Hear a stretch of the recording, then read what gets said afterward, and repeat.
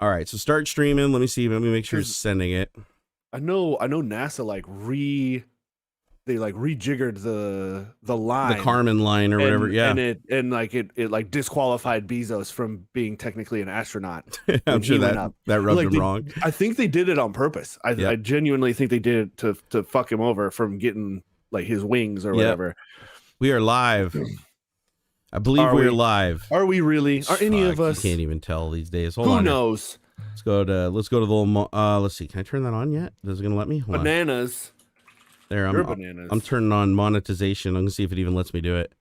Oh wow, it didn't even complain and asked if we're gonna be bad and say terrible things. This is why we need like what's the limit? You said like 30 seconds. You can't say anything weird for the first, it's like 30 seconds. You can't cuss. Minutes. What is it? I think it's 30 seconds. You can't cuss. This is why we need an intro. It's TikTok. It's Ducks and Tech. And then we don't have to cuss. And we won't get demonetized. Man, I can hold really still. God damn it. What is going on with this fucking thing? It's broke, man. It's super broken. Everything. You know what I'm going to do? I'm just going to plug it into every USB port until it works. All right, guys. This is the cam link. The cam. It's not the cam link's fault, though. It's operator error. Yeah. Okay, so let me go back in. Am I going to come back now? Nope. Come on now. This beardy talk now. All right, hold on. You're just a disembodied voice. I am. Okay, am I back now? Hey, look at that. You're at least in Ninja. You're good. Back for 3 more seconds. I wish I could swap our sides in the composition. Wait, can I? Hold on. Sure. It's just like flip horizontal. No, I don't do that. I want to see if I can move them around. Wait, did that work? Let me see. Hold on. I'm going to see if it shows up on stream this way. Because you can move things around in the OBS Ninja dashboard. It doesn't reflect, though, the composition that goes into OBS. Interesting. So I was going to swap our places since I'm kind of like pointing more this direction. So it doesn't look like I'm talking to the wall, but when you change the order in OBS Ninja Dashboard, it doesn't change the order in the composition screen for some reason. I don't know why. That's weird. You'd think they would. Let me see. Welcome. Sorry for such a late start today, guys. We always start every show with that. Welcome to Tech Talk on the morning of 10/16/2021, the year of our flying spaghetti monster. So much noodles. Yeah, I had some drama dropped on me this morning, so I'm just trying to recover from that right now. So hey, Johnny Garcia says, Ox, I took your advice, didn't shave for about 90 days to see if my patchy beard would fill in more, and it worked. Thanks. Oh man, I used to be really flippant and be like, oh, just stop shaving. You look like me. And that's not the case. But I've since evolved my childishness to genuinely like, look, man, not everybody's gonna rock it like this. That's just the fact of life. Okay? So if they could, everybody would. Yeah, but that doesn't mean you can't have like a nice goatee or like a killer mustache. Like, look at Burt Reynolds, right, man? That dude can't have fucking kill. I don't think I've ever seen Burt Reynolds with like a full beard, right? Yep. But he had a majestic, perfect mustache. He did. And so like you gotta give yourself a chance to figure out, okay, man. Okay, like I got a weird space in my cheek. I can't do a full beard, but man, could I rock some fucking chops maybe, or like the full, like a full on something? You got something going on, everybody. So do that. Yeah, me not so much. Like I've grown my hair out for a month and a half once, and it was still just super duper patchy and super sparse, and I don't get the thickness. I get a little bit like I can do the mustache. You got the pencil mustache. Yeah, you could do like the mean French waiter look. That's I think would be funny. Oh yeah, Tom Selleck. Tom Selleck had a good mustache too. Yeah, both of them guys. Great mustache. I'm trying to think of who was the guy that had that really, really super thick mustache, like super, super thick, Hispanic guy, actor. Oh God, who am I thinking of? Is it Cheech from Up in Smoke or whatever? He has like that. He didn't have a thick one.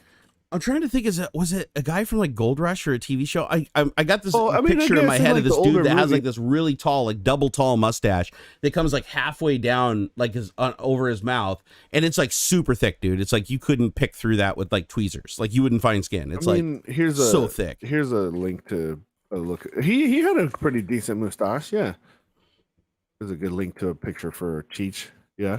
Yeah, Cheech had a pretty good mustache. I mean, I think he usually had one, right? I think he shaved it off every once in a while. Back in the day, for the most part, he had it. Like now that he's older, he's not rocking it anymore. But yeah, but in the movies and stuff, he always did. Yeah, and it's like that majestic mustache where it's like nothing grows in the pit right here. Oh yeah, in the very center. Yeah. So it's just super thick on both sides. Looks like you just got like a forest and a little river running through it. That is majestic. Oh, Sam Elliott had a killer mustache too. Sam Elliott. That's one I was thinking of. Yeah, Sam Elliott. The mustache plus the voice, it like literally makes my balls descend. Oh, dude. Just listening to him talk. Yeah. Oh my god, dude. Sam Elliott's got that voice. Beef balsamico. Yeah, you can't even like impersonate him because his voice is so low. You need like a voice synthesizer to drop it. Right.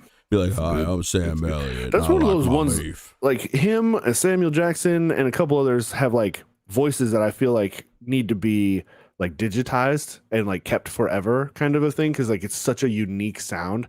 Yeah, it's a national treasure, dude. Like we need that to be put into the archives and be like the default notification sound for my iPhone. Right. Like literally, like if you were sitting on the toilet and that notification came on and Sam Elliott's voice like you have a new text message, or your balls would like hit the water in the toilet, like they would descend so far. It's like I don't want to disappoint the voice. You'd hear an audible splash.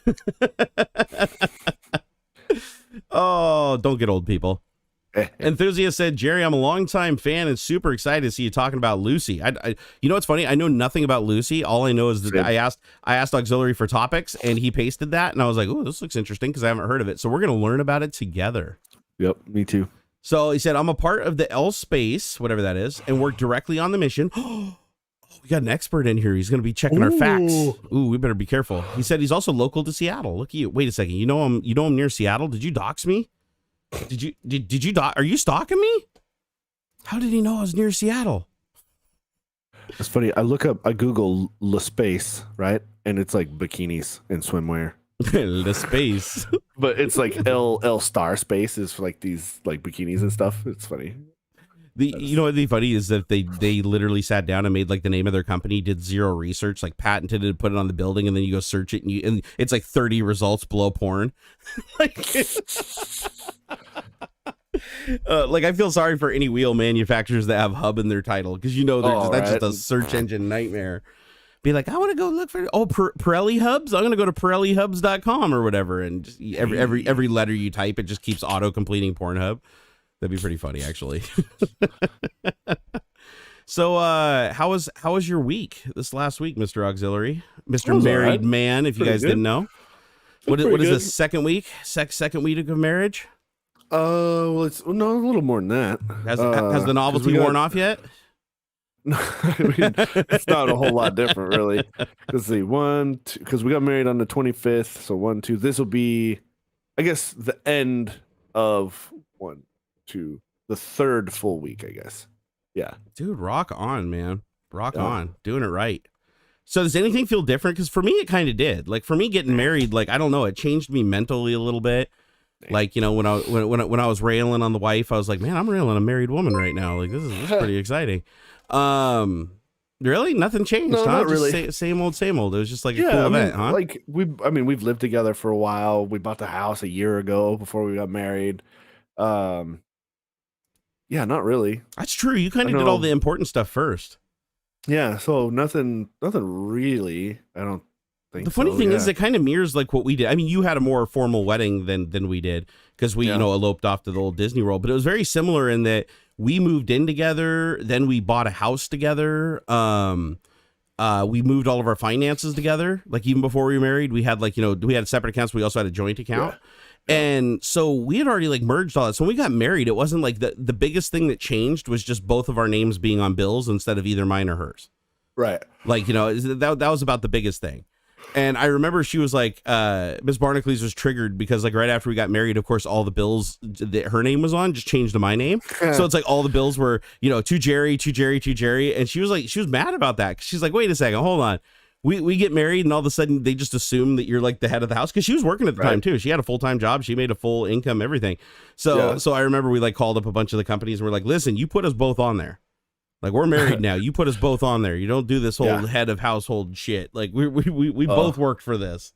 Right. Yeah. So I already have reminders set for anniversaries, Rising Glass. Yeah. I have for a while. Even just like a regular like dating anniversary, which is 2 days prior to our marriage. So, or after, I should say. Yeah, after the 27th.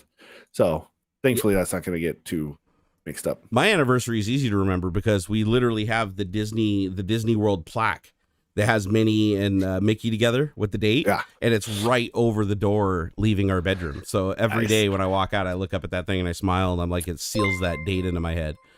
Every once in a while, I'll still creep up on me though. Every once in a while, I'll still be within a week and I'll look up there and say, wait, is it October? I think, wait, it's October now.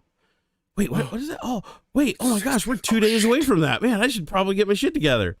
Hey, Lewis, thank you for that $1 super chat. Those super chats make the world go round. We really do appreciate it. Anything over $20, we're just deeming a hyper chat because we figure if we name it something special, then people feel special. Like write them down or something. Like $50 is what's above hyper? Like supercars. You have supercars, hypercars. What's above hypercar? Ultra, maybe? Gigacar. That's what it is. Gigacar. So anything over 50 is a giga chat. Better than hyper. I don't know why they call them giga though. Like, why is it a giga car? Because everybody says like the cars that do like 250 miles an hour or whatever, like the ones that are ultra rare and super expensive, they call those giga cars for some reason. I've been noticing that. Let's hear Andrew Preston. Thank you for the $5 super chat. He said, you did a whole video about driving to Puget Systems. You wouldn't drive there unless you were close to Seattle. Oh, look at Andrew. Like, look at him with all the logic there, bailing himself out as not being a stalker. I mean, Puget is more South King County, so like you could be driving up from Tacoma. See? Not necessarily Seattle. Or maybe he went and saw my P.O. box. Yeah. Maybe he saw my P.O. box and implied that maybe I live close to it. Dude, I get doxxed all the time. It's like I'm one of those people where it's like there is literally no glory left in finding where I live. It's like I've had people try to export me like, oh, I'm gonna put this out on the internet if you don't give me $300. I'm like, dude, you seriously clicked the first search result on Bing. Don't even act like you're a big hacker or anything. Like, come on, bro. Seriously. People only really care about doxing people that try to conceal stuff. Like people that try to conceal like their real names and their houses and stuff. Then doxers are like, oh man, I'm going to flex my social engineering skills and show you how I can track you down. But if you just like throw it all out there and make it easy, it's like nobody wants to play. It's like nobody wants to play the video game where you win by just holding your finger on the screen. It's like, it's like that's not fun and there's no accomplishment and people make fun of you for it. So I'm just book wide open. I took the book wide open. What is it? Security through... Well, not obscurity. It'd be the opposite. It'd be security like through obviousness. Like, I'm not sure what the opposite of obscurity is, but like it's like the thing where it's like what is it like security by just standing in a public place, right? Or whatever it is. Like nobody's gonna do anything because you're just in the public square and everybody's around, so like nobody wants to do anything. So it's like don't go try to hide. Try to be in a big group of people. Like if you're running from somebody trying to hurt you, it's like don't run into a dark place where they can kill you easier. It's like go into a mosh pit, go run into a building with a crowded like lobby. In plain sight. Yeah, exactly. Yeah, exactly. That's it. Yeah, hiding in plain sight. That's actually a good tactic. It really is. Oh, we got Miss B in chat over here. Hey. What's up, Mrs. the Barnacules? Yeah. Dude, we're both married men. It's so cool doing tech talk as married men. The whole hyper super thing, it would seem Ultra is the biggest, is the best. Oh, so Ultra is the biggest. Okay. But it's a little wonky because hyper is a Greek preposition. Super and ultra are Latin. Super and hyper basically mean the same thing, just from different languages. Ultra is like, so like, I guess this is from the English Stack Exchange. It says, okay. Hyper and super mean the same thing, above. They're cognates, in fact, Greek initial S, blah, blah, blah, blah, blah. And then ultra, on the other hand, means beyond, as in like ultraviolet. Beyond the power, beyond violet, right? So I guess the ultra might be the top end. So you got the super chat, which is like whatever. Supercar. Yeah. Hyper. Which they're technically, I guess, from a like... I've heard them refer to cars that are like over $1 million or whatever as like hypercars, and then like the Ferraris and stuff, the lower ones are supercars. And so then I guess ultra. Yeah. So ultra is like you whip out your peen and slap it down and you win. That's the biggest baddest from a languaging standpoint, I suppose. So here's an interesting question for you. Since the Tesla, since the new Tesla, what the hell is it called? The Tesla Plaid. Since the Tesla Plaid can like blow the doors off like nearly every other supercar, including into the millions of dollars, including the Bugatti Veyron and Chiron and all that. Like, does that mean that it's a ultra car, or does it also have to have like rarity and price considered in? I'm wondering. It could be. Yeah. Dude, I love watching those videos. Dude, if you ever want to just watch a video of like a bunch of rich people getting like super duper butthurt, like go on, dude, even the tracks, like the people that own the drag strips are just talking mad shit every single time a Tesla pulls up the line, because it'll be like Tesla versus super rare 1 of 10 something, Apollo supercar. This car has 1,300 horsepower running on super race fuel and 1,000 pounds, and it pulls up, and then like a little completely bone stock Tesla like Plaid pulls up right next to him, like a 4-door little Model S Plaid, and then the light turns green and it's just instantly like 3 car lengths out in front of him, and then crosses the line and just completely spanks him. It's like the only cars that beat him are the prepped cars, like the guys that are building like dragsters with super wide wrinkle wall tires in the back, and locked up differentials and wheelie bars and parachutes. And it's just fun to watch, because you're like they just and they always do the same. That's the cool thing, is like the consistency. And drag racing, it's like if you don't know your car perfectly and start, it's like you can change your time by like a second and a half, right? The Tesla, it's like you just push down the gas pedal and push down the brake, and then wait until it says go, and then you let go of the brake, and you go, and every single time it goes from here to here within like 0.02 of a second. It's wild. I want one. I really do want one, but that's not in the cards, because I think they're stupid expensive. I think the Plaid is like out the door once you pay all the hidden fees and everything like that. It's over $100,000. I know that.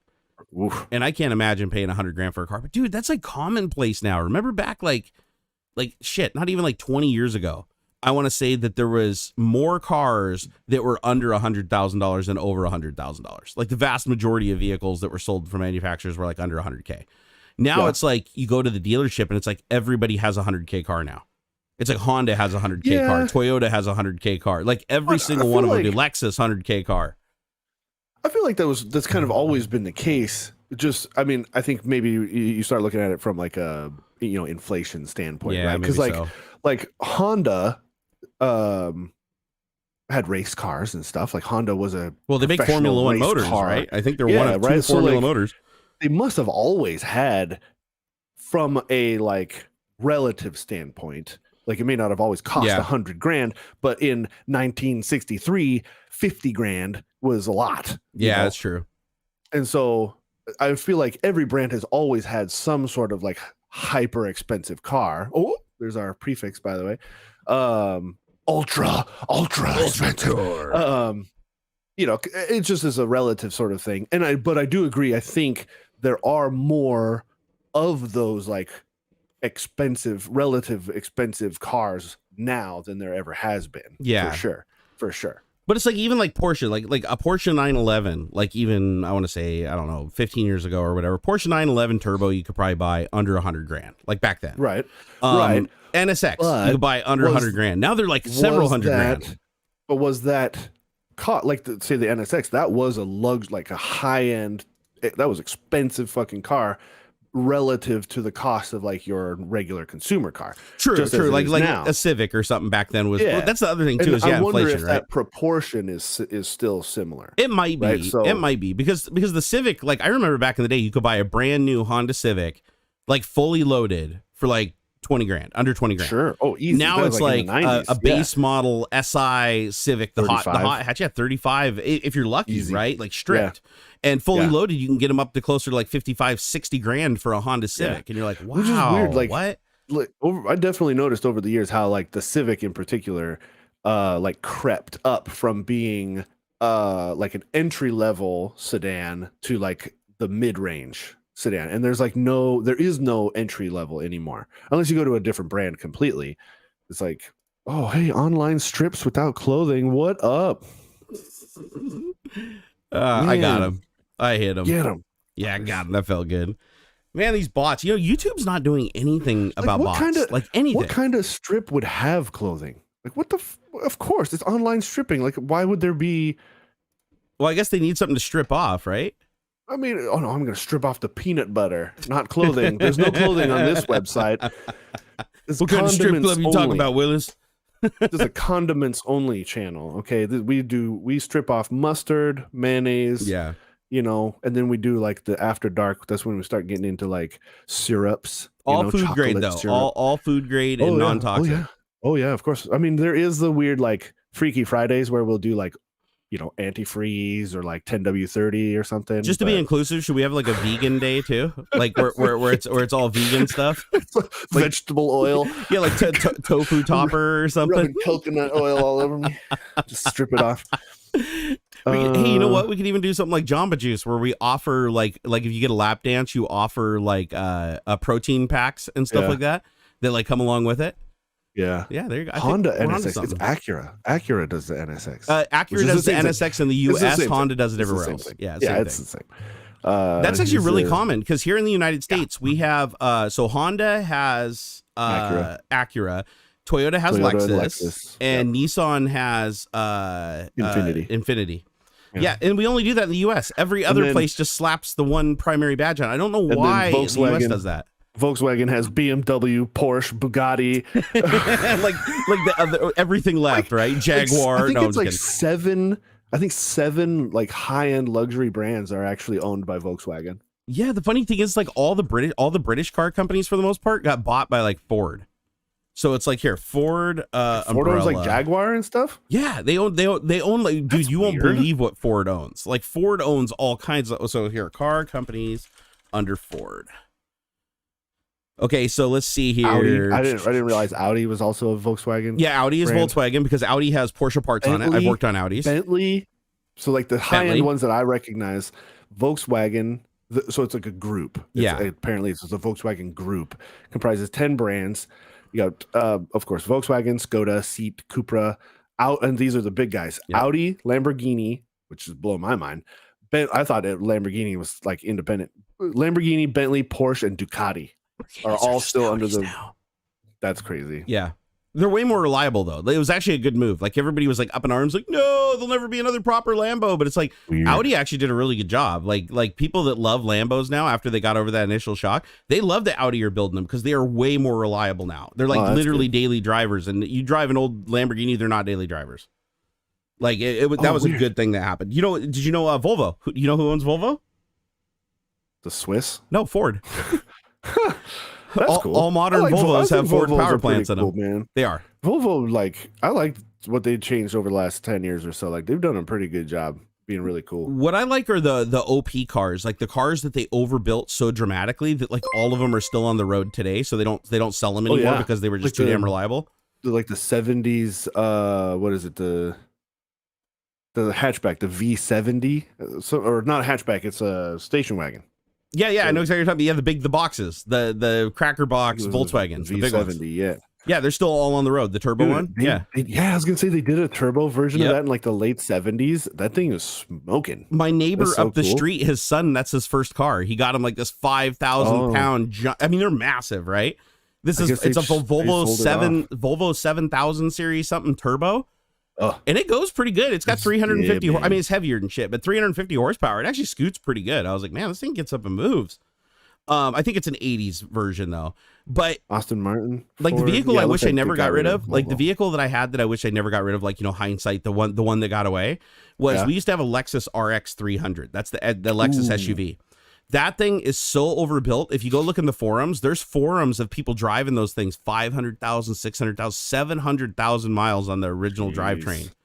Wow. And that's just unheard of. That's absolutely wild. So they're so overbuilt though. But the reason why I got rid of it is because they're so overbuilt and they're so heavy, the gas mileage sucks. It really does. You get like maybe 16 miles to the gallon, whereas a comparable SUV today can get upwards of 30 or 40.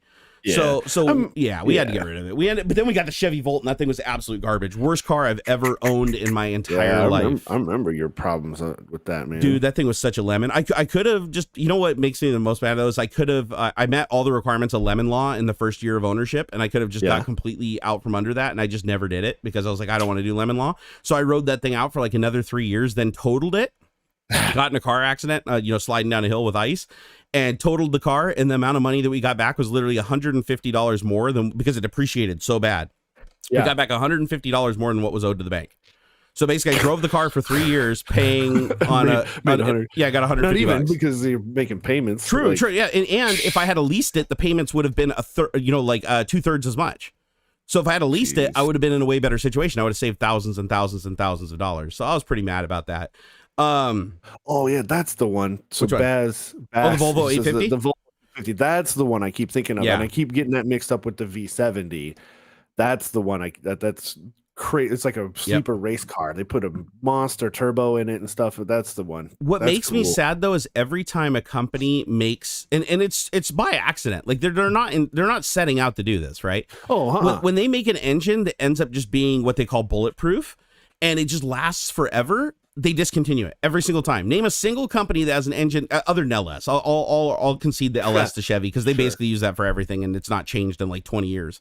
Yeah. But every company that makes like the 2JZ, bulletproof engine, you buy it just with bolt-ons. You can take it from its stock 320 horsepower up to like 800 horsepower on stock internals. Like there's not another engine you really do that with other than an LS. Or I like when they'll do like back in the day, there's like the Corolla. Yep. That they did like a the Starlet, the AE86, the drift car. Kind of, right? Yeah. But like they'll do like those sorts of things where they'll take, we put out like this race car. Yep. But then they'll like make a version of it that they put in like a family car, like like for homologation. Costume. They can't race it unless they sell a certain number of cars to the public. But you can pick up like these old Corollas and stuff that are like rear wheel drive turbo, blah blah blah, but they're marketed as like grocery getter things. Yep. And everybody will look at like the AE86, but it's like, dude, they made like a rear wheel drive turbo hatchback, that nobody, it looks weird and shit, but it's like, man. Or like Ford. Ford made all the Cosworth engines. Remember Ford when they did Rally, they made Cosworth. Yeah. The fucking Taurus show that looks weird as fuck, but it's got like a killer drivetrain. Yep. Weird. No, there's crazy engines out there that are fantastic, but like one of the most bulletproof engines of all time was made by Honda. No surprise there. Yeah, but the Honda S2000. The Honda S2000 had a 2-liter engine in it that could rev to I want to say like 9 or 10,000 RPM, like a piston engine that revved like a freaking rotary. And they're bulletproof. They're absolutely bulletproof, man. I've talked to so many people that have ripped those out of Hondas and put them into other Honda cars because they're basically plug and play. You can pull the engine out of an S2000 and just drop it into a Civic. So it's crazy. You can do all kinds of, all the wiring harnesses and stuff just match up. So to put the Supra motor into the Lexus SC400 at the same time. Yep. It was like the SC400 is a heavier, more luxury car, but like that's a V8. It's a V8. Yeah, it's a torquey V8 too. That's nuts, man. Ugh, I love it. I really would like an older SC400. That'd be so cool. The problem is everybody knows the bulletproof engines now. So everybody goes and bought them and ran the prices up. Like I remember before Fast and the Furious, you could buy a 2JZ block, like a twin turbo 2JZ block for like $1,500. Now it's going to cost you like $10,000 for you busted up with 100,000 miles. Killing me right now is like I want a older Miata, right? Like Miatas are awesome. 2000 Miata, dude. People fucking weirdos out there wanting like $6,000, 200,000 miles on it, and like a ripped fucking lid. And you know why? It's because everybody is using Miatas as like a test car to learn how to drive on track. Yeah, and so now it's no longer like a cheap little shit box. It's a race car now. Yeah, everybody fucking wants it, man. And they're gutless. Have you ever driven one? Nah, they're absolutely gutless. Well, yeah, it's like 110 horsepower. That's not the point. My Corolla would have just would run circles around one of those. My little front wheel drive Corolla I had, like stock. Yeah, would kick the shit out of them. But the cool thing about them is they slide because they got the little skinny tires and 50/50 weight distribution. They just slide with nothing. That's it. Like you want to go around corner, you could drift a corner at like 15 miles an hour. It's like you can have all kinds of fun at low speed. The Saabs did the Saab like 900 turbo. Saab was cool back when they were actually Saab, but then they went to shit when I think was it Ford? What was the company that bought them when they were putting the Subaru power plants in them?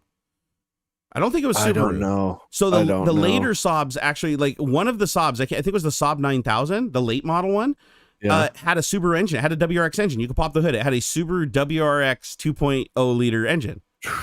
And I remember because there was a guy and they even looked the same. Like when you put them side by side, it's like the Saab is more rounded, but the proportions and wheelbase. I thought it was like a Chevy thing. Yeah. Oh, it was GM that had them. Yeah. So GM built a Saab with a Subaru engine. How weird is that? Man.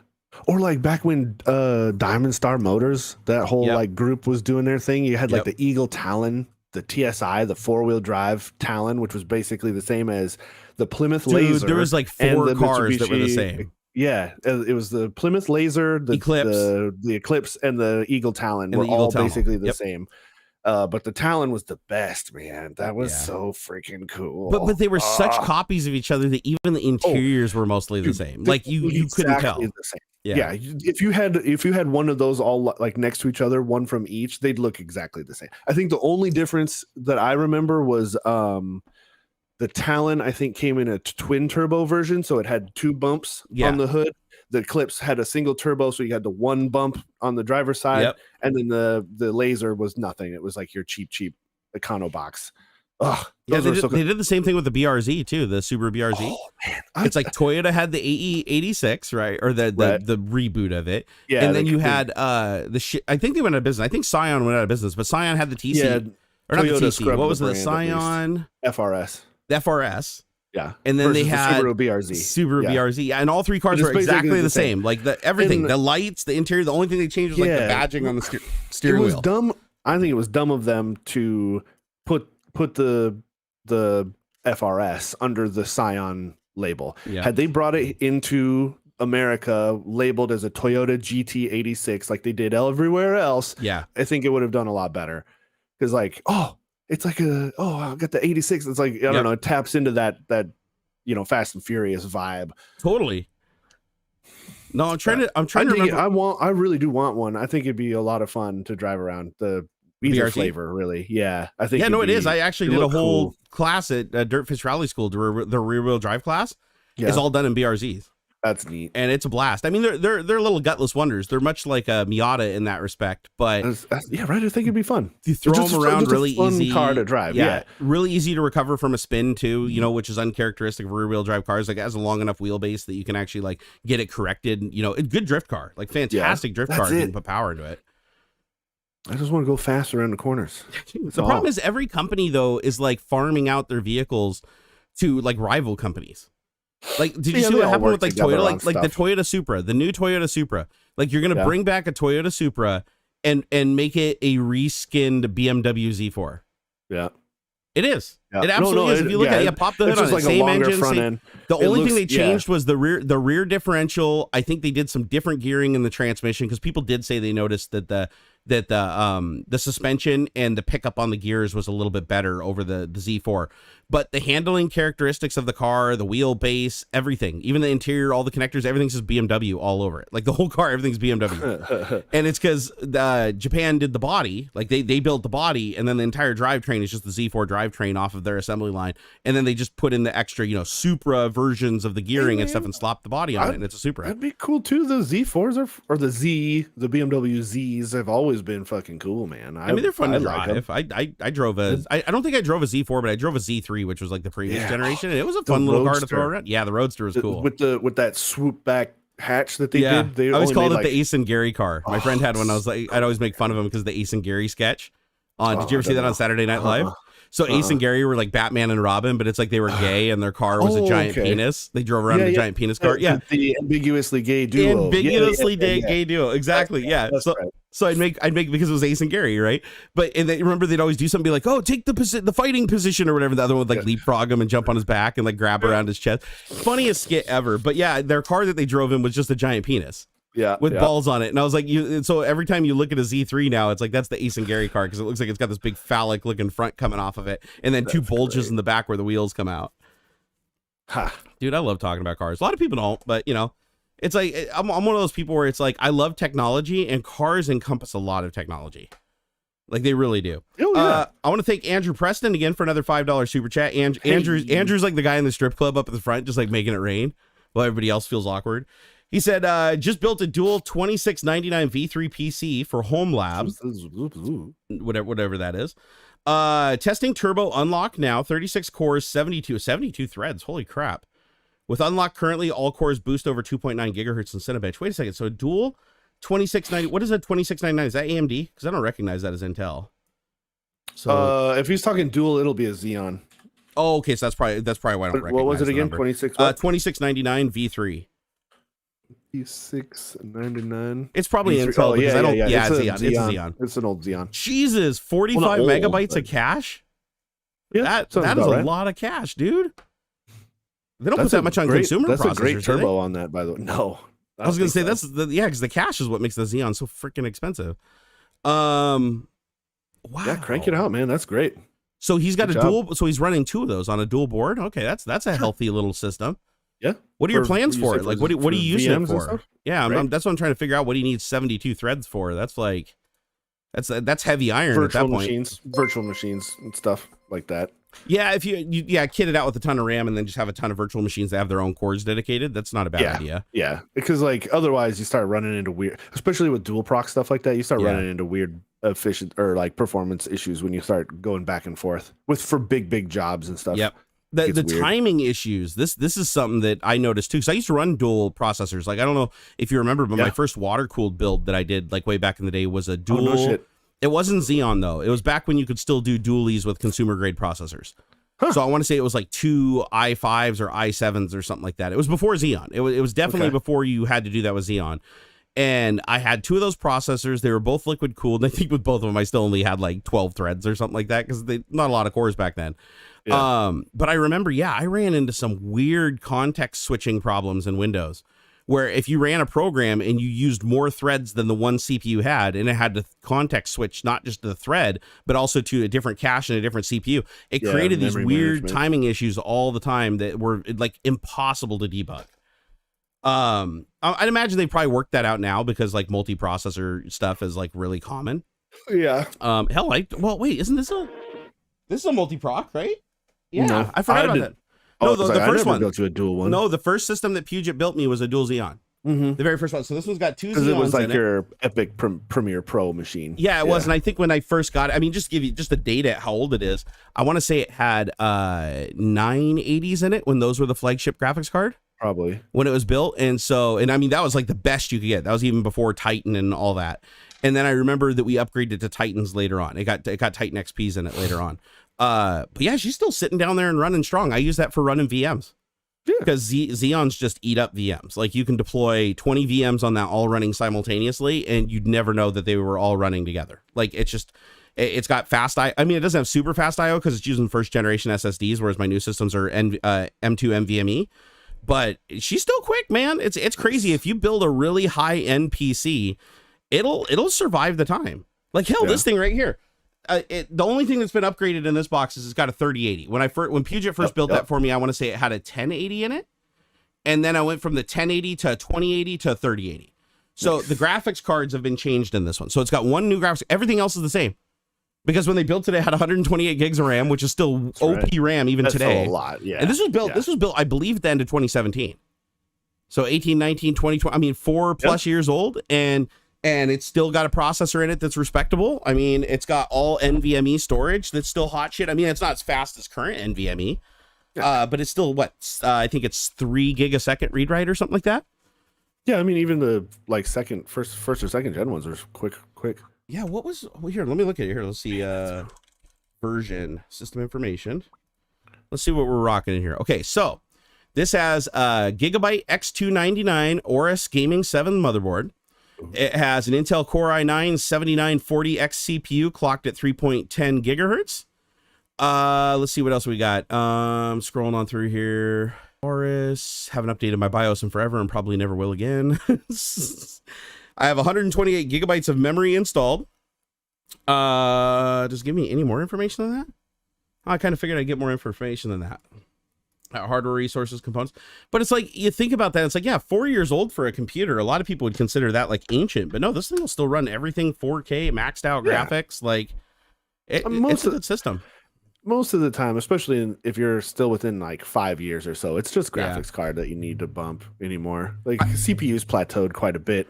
Yeah. Don't you feel like everything has changed about like what used to be important isn't important any longer? Oh, for sure. Like remember back in like let's say Pentium. Let's go back to like the Pentium days, right? Where you had like the P90 and the Pentium 133 megahertz. Back then, your CPU was everything. It was absolutely everything. Like if you'd go get an upgrade to your CPU, get an extra 30 megahertz, it changed everything. Like your frame rate, load times, everything was faster, right? Now today, it's like you look at it, it's like your CPU isn't all that critically important. I mean, it is to the function of the system, and there are certain operations where the CPU is the only thing that can do the lifting because the GPU is too narrow in scope. But realistically, you could have a 10-year-old CPU and be just fine. Yeah. Oh, like, yeah. There's plenty. Yeah, you could. I mean, as long as you got a motherboard that isn't severely bottlenecking the bus and you have DMA support and stuff, it's like if you just said screw the CPU, I'm just gonna get a CPU. It's only 2 gigahertz, whatever, 4 cores.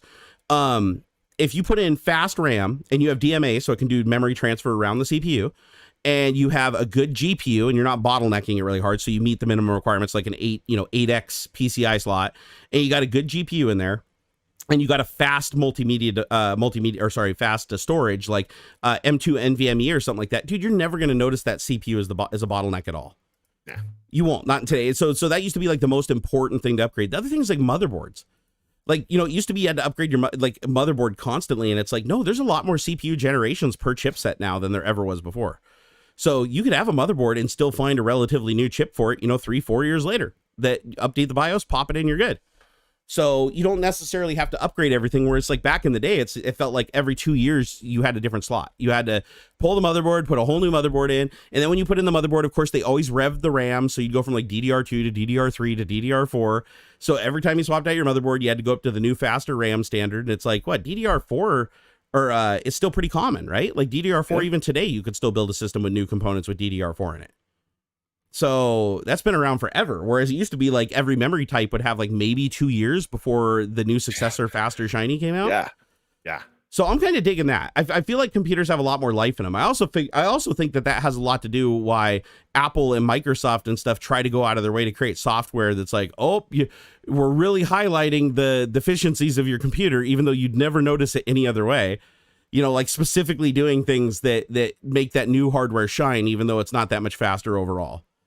Or like Microsoft, like, oh, you want Windows 11, you want this fancy new graphics, you're gonna need that TPM 2.0, man, you're gonna need a 8th gen or newer CPU, even though it installs and works just fine on a 7th gen. If you bypass it, it works fine without TPM if you bypass it. But they try to make it seem like, you have to have these things, because they're hoping the average user will just go, my computer's getting kind of old, I think it's time to go buy a new one.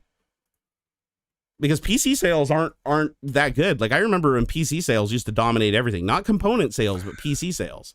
Yeah. And I'd imagine though that it probably doesn't affect Puget too much. Like I'd imagine like with Puget, it's like they're a custom builder that builds mostly for like businesses and financial institutions and science and stuff like that. So I think that, once you build a good relationship with a customer or whatever, they just come back, right? And it's a good relationship. So you just keep coming back. So you build like a base customer or a good customer base. Not all companies are like that though, right? When you have companies like, what would be like Main Performance PC or Main Gear, or what's the really cheap one, iBuyPower or whatever, that's like everybody gets and it's like broken in the case. There's all these like different things. Those guys just seem like they're just like take whatever the cheapest components are they can buy in a huge lot, slap them together, try to lower the price, and just ship, get as many out as possible to make their money. Like sell a million computers cheaper to get your money than instead of selling 100 really good computers. And that's how the big guys do it. Yeah. Honestly, kind of like Dell or HP, they are commodities. Like their shit it's Walmart stuff, right? Like it's not meant to last more than a couple years, because they're like, dude, they no name power supplies and stuff, like people weird ass Alibaba kind of stuff. And at least with some of the more enthusiast focused companies, they're at least giving you stuff that you could buy yourself, off the shelf essentially. But man, even I don't know, it bugs me sometimes when I see some of those sort of companies. They will sell stuff without really justifying it, just because it's new, it doesn't make sense from a weird, I don't know. It just seems weird to me that a company like, say, like Origin, I always pick on Origin, will just immediately day one be selling the brand newest CPUs or whatever, regardless of whether it makes sense for like the customer. They'll push it like, this is the best thing since sliced bread. And it's like, yeah, but I just read a Gamers Nexus article that says otherwise. And it's totally because they're getting paid to do so. Oh, you know, I never factored that in. Yeah. Oh yeah, there's a peek behind the curtain, man. It's not always like kickbacks necessarily, but I know enough about Puget Systems. I shouldn't go too far into this because I might be saying shit I shouldn't. Well, even like just bulk discounts, right? The more you buy, the cheaper you get it. Yeah, it's enough of a like known thing that of course they are getting incentives of some sort to push a product regardless of whether or not it makes sense, you know. Yeah, I think a lot of companies actually do that. That's a fairly it's unfortunate that it's common, but yeah, it's like a company gets approached and they're like, listen, we'll sell you 10 times as much at half the price if you can move it. Or you get a certain amount of money for putting, you know, their marketing material basically on your website or whatever. Totally. You know. Yeah. Again, I don't want to go too far and speak beyond what I should about how business operates. Yeah, no, but a lot of it can be assumed, of course. Yeah. Like, because if any enthusiast looks at it who like knows their shit and does a bit of research and stuff, will understand that, like, why are you jumping on this bandwagon? Why are you pushing this product without any real justification? Like, point to it and say, hey, look, this is why. And that's part of why I like working for Puget Systems, is because we can always say, look, this is why. We're not selling AMD graphics cards, one, because they're impossible to get, but also they don't perform. They don't do CUDA. And that's what everything works on. Everything that makes, you know, works. I don't know. I'm a little fuzzed out and incoherent, but you guys, I think, get the idea. Yeah, I think I need more coffee. Ms. Barnacules, if you're listening, can I have another coffee delivered, please? I will tip you well. I needs the coffees. Uh-oh. He thought he was Aquaman. Dude, you cannot breathe water. Water has oxygen. It is not oxygen. Get it up. Oh, shit. Jesus, dude. It's a water bottle, not a bong. Simmer down. Oh, my God. Oh, my God, dude. You can't breathe that. I legitimately inhaled a little bit of that water.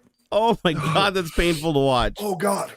Oh, dude. Do you need to go take a minute? Go to the bathroom. Dude, do you need to go to the bathroom? Take a minute? No, I'm cool. Oh my God, dude. You can't breathe water.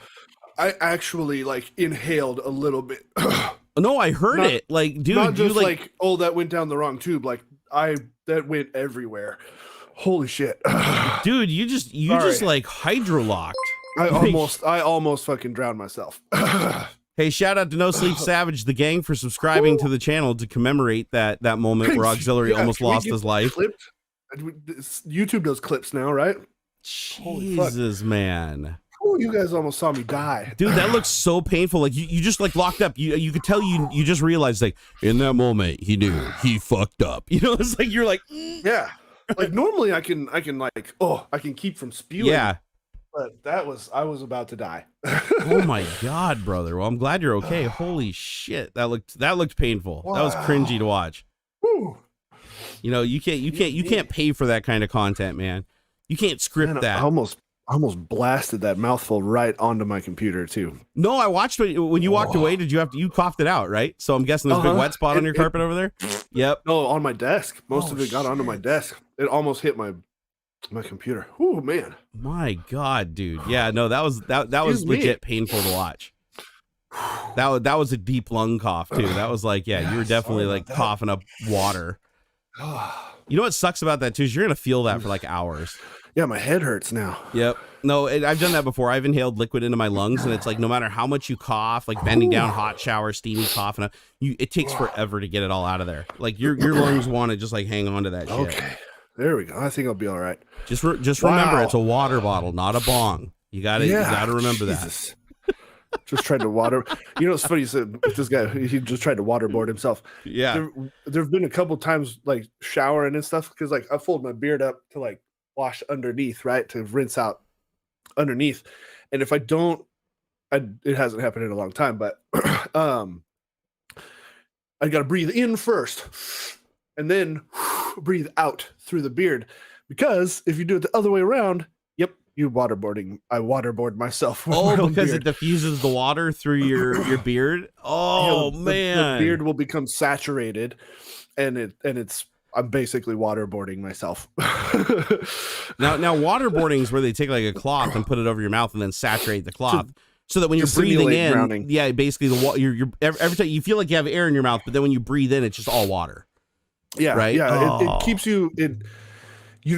I think the idea is that you don't actually inhale the water. It doesn't actually get into your lungs, but it's enough of like a restriction that it like freaks you out, and your body thinks it's drowning. So it's like your brain, like it's such a labored inhalation followed with water in your mouth. You think you're drowning. Yeah. Oh, trip. Ooh. I wonder if there's a way to defeat waterboarding. I wonder if there's like a way you can hold your tongue or a way that you can breathe, like controlled breathing or something like that, where waterboarding would just be completely ineffective. Man, you'd have to hold your breath for a long time. I mean, you got people like what is it? Is it David Blaine who set a record holding his breath for 30 minutes or something, 29 minutes? I can see it. I mean, a buddy of mine, he practices, that kind of thing, and he.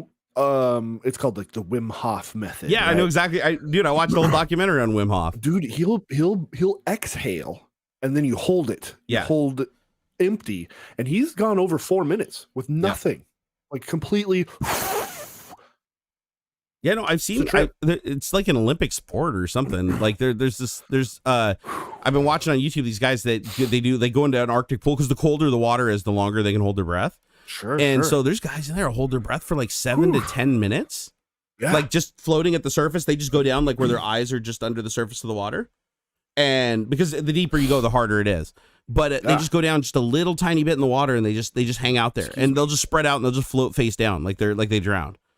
And they'll do that for like, 8 to 10 minutes. And you're like, my God, like I think the longest I ever held my breath was like 2.5 minutes, and I thought I was going to die. So yeah, but I'm about the same. It's pretty crazy that they can do that. Like, and then there's some guys that can get their, they can hold their breath for, I think it's like almost 30 minutes. And I thought that was a lie. I thought it was like an illusion that they were doing this, but then I figured out how they were doing it. What they do is they breathe pure oxygen. They deep inhale pure oxygen and in a cold room. Hyperoxygenate. Yep. And they hyperoxygenate their blood to 100% saturation. And then when they go to hold their breath, it turns out that that reflex that forces you to breathe, that'll actually knock you out so that you'll eventually breathe. As long as your blood is hyper oxygenated, your oxygen levels drop really slowly, and until they get under like I think it's like 87 or 86 on your blood oxygen level, it doesn't trigger that breath reflex. So if you hyper oxygenate, I've never tried it myself, but if you hyper oxygenate and then you go into a really cold water, so you keep your body really cold, which slows down your heart rate and your metabolism, you can ride out that for like 30 minutes. It's like basically having like a scuba tank. And it's like the coolest shit ever, but I've never tried it. But apparently that's the only way to do it. The people that stay under for like 7 to 10 minutes though, they're just deep breathing on the surface. They're not breathing pure oxygen because they're trying to see like how long those guys can hold it. It's like the difference between, do you want to see what the strongest man in the world can lift, or do you want to see what the strongest man in the world with the most steroids can lift? Well, it's like, that's why they kind of keep them separated out. But I don't know. It's pretty damn crazy. Jim the Evo said your blood can be hyper oxygenated and you will still breathe in. No, you can defeat that. That's what the Wim Hof method is. CO2. Yeah, exactly. That's what triggers it, is the buildup of CO2. You're right. But the Wim Hof method, it's this dude like in what is it, like not Scotland, Norway or something. Yeah, he's like in one of those really Iceland or Greenland or whatever. Because I think Greenland's colder, right? Isn't it like weird? Like Iceland isn't that cold and Greenland's cold. They did that on purpose. Did they? I didn't know that. Yeah, to trick people. Yeah, that's hilarious. Way back in the day. Yeah, they did that on purpose. Well, they tricked me. But I know that he teaches a class. You can actually go pay, and Wim Hof will take you out into the glacial water, and he guarantees by the end of the class or whatever, you'll be able to hold your breath for over 5 minutes. Like no matter what your lungs are. There's a really good I don't know if it's like necessarily a documentary, but Vice did a really good video about it. They sent a couple of their journalists to go train with him for, I think it was only like 2 weeks. And, they go through the whole breathing technique and everything. And then these guys hiked a mountain in nothing but boots and shorts. Wow. Like snowy ass. We're going to the peak of this mountain. And It totally works, and it's legit. Like I've practiced a little bit of it, and it's really interesting stuff. Especially like trying to go to sleep, and you get kind of tingly when you get real oxygenated and stuff. It's a trip. Well, the Wim Hof guy, not only does he hold his breath underwater, but he also holds a record for just like sitting on a glacier for like 2 days with like no food and no water, just sitting there meditating. And they check they check the surface temperature with to make sure he's not getting frostbite. He does something where he the way he breathes, his blood perfuses out to the capillaries in his blood, so he never goes hypothermic. Like a big part of it, and this is something that everybody can apply to their own daily life. A big reason why you start getting really cold and like shivery and is your body's trying to pull blood to your core to keep you alive. Your body doesn't know you are not freezing to death. Yeah. Right. It just thinks, oh shit, we're freezing. Got to keep my heart and lungs and your core stuff warm and alive. If you can just chill out, calm down, relax your extremities, you will stay. I'll be standing next to my girlfriend, my wife now, my lady, and in like a shirt. And as long as it's not real breezy, I can get down to 45 degrees or around there, and I'm pretty okay. And you just breathe, keep your breathing, because your body's going to want. Don't do that. Calm yourself down and relax. You start clenching up, and that squeezes the blood back into your core, and you start, oh God, now my hands are cold. And you got to calm down. You're not freezing to death. You're fine. Yeah. Deep like I know you don't want to sit. That's the other thing too. You don't want to slow down when you're worried about going hypothermic. Yeah, keep moving. You want to keep your metabolism up. You want to keep your body temperature up, get your heart beating faster. Yeah. That's it, man. I tell people all the time, man, if I can keep my feet and my hands warm, I'm golden. I can handle. I'll be out and playing in the snow with the kids and stuff. It's totally fine. Yeah. I do recommend looking up that Wim Hof guy though, because he doesn't just hold his breath underwater. Dude. The dude holds like so many weird records that you don't even think would exist. Not just that. Did you see where they injected him with botulism? I was gonna say I thought it was like for an allergic reaction kind of thing, but he starts doing his breathing thing, and it triggers an adrenaline response, which suppresses your the histamine response. If you counter out your histamine with the adrenaline, and you get no allergic reaction. Yeah, in this documentary, they're studying him to see with adrenaline. Yeah, they're studying him to see like what makes him different, like why he's able to not get hypothermia when he's literally just swimming around in glacial water for hours. Yeah. How he's able to like hold his breath for so long without being in distress and his heart rate not like becoming tachycardic or whatever, going the other direction actually and slow it down. It's cool, man. He does all this crazy shit, and so scientists didn't believe it. They thought it was just a trick. They're like, oh, this guy's obviously snake oil man. And no, they actually took him in and under a controlled situation, injected him with like several different like toxins that should have caused vascular constriction. One of them that they injected him with like botulism or something was supposed to like start damaging his skin, like bruising the skin or something like that. And they didn't. They injected him with this stuff, and he just sat there and did his meditation, his breathing exercise, and they monitored him the whole time. And there was like no negative effects. Yeah, like he, highly recommend. Even just it's the wild. Basic stuff. Check it out. It can help. Just like if you have trouble sleeping, even if you can just lay there and you go through the breathing the steps of breathing that they recommend, and you go through it until you start getting real tingly. Helps a lot. You'll zonk right out. Well, my sensei when I was a kid, he was a dick though. I want to qualify this before I tell the story. He was a dick and I hated him. But I took a martial art when I was a kid called Hapkido, not by choice. I had to. And Hapkido really favors using your opponent's weight against them and using your weight against them. So Hapkido's like, it's good for fat kids. So if you got a fat kid and you want to do martial arts, put them in Hapkido, man, because it'll show them how to use every square inch of that surface of their body to destroy others. But I didn't like the sensei because he'd throw the kids around really hard and send them home all bruised and busted up, and he'd break fingers and shit. He was a dick. But one of the things that he showed us in class is that you can control your own heart rate. And I never could master it. I've tried, even as an adult, I've tried before, and I can't do it. But he'd put a heart rate monitor on him, and he could actually, without moving, without changing his breaths or anything, just sitting there perfectly still, he could actually get his heart to go tachycardic, and he could get his heart to drop down to like 30 beats per minute. And I thought that was the coolest shit ever. Like, we literally thought he was like a Jedi. And there was other people in the class could do it too. So obviously it can be learned, because there was other, not black belts, but, other like brown belts and yellow belts and stuff in the class that could do it. Yeah. And you sit there and he talks you through it, and he's like, all you have to do is like get into like a deep meditation with your mind, where you're focused. This is how he explained it. You focus on your heart, and you forget about anything else but your heart. You just become conscious of every movement of your heart and every beat of your heart, and you shut everything else out. It's easier to do if it's a quiet environment. And you just focus on your heart beating. And then what you do is you just concentrate as hard as you can on slowing that down or speeding it up. And I was never able to successfully do it, but he could obviously do it, and he could do it fast. Like, he could take his heart rate from like 60, just sitting still. He could take it up over to 120 or over 130, sitting perfectly still, not changing his breaths, not sitting there and like over flexing his muscles or anything, just sitting there in a state of calm. He could get his heart to crank up like that. And I'm like, man, what good is that? Like, that seems kind of like a stupid skill to have, but it's not, because if you're going into a fight and you're ready to fight, you want to hyper oxygenate your blood, and you want to get everything. You want to flush all of the lactic acid out of your muscles.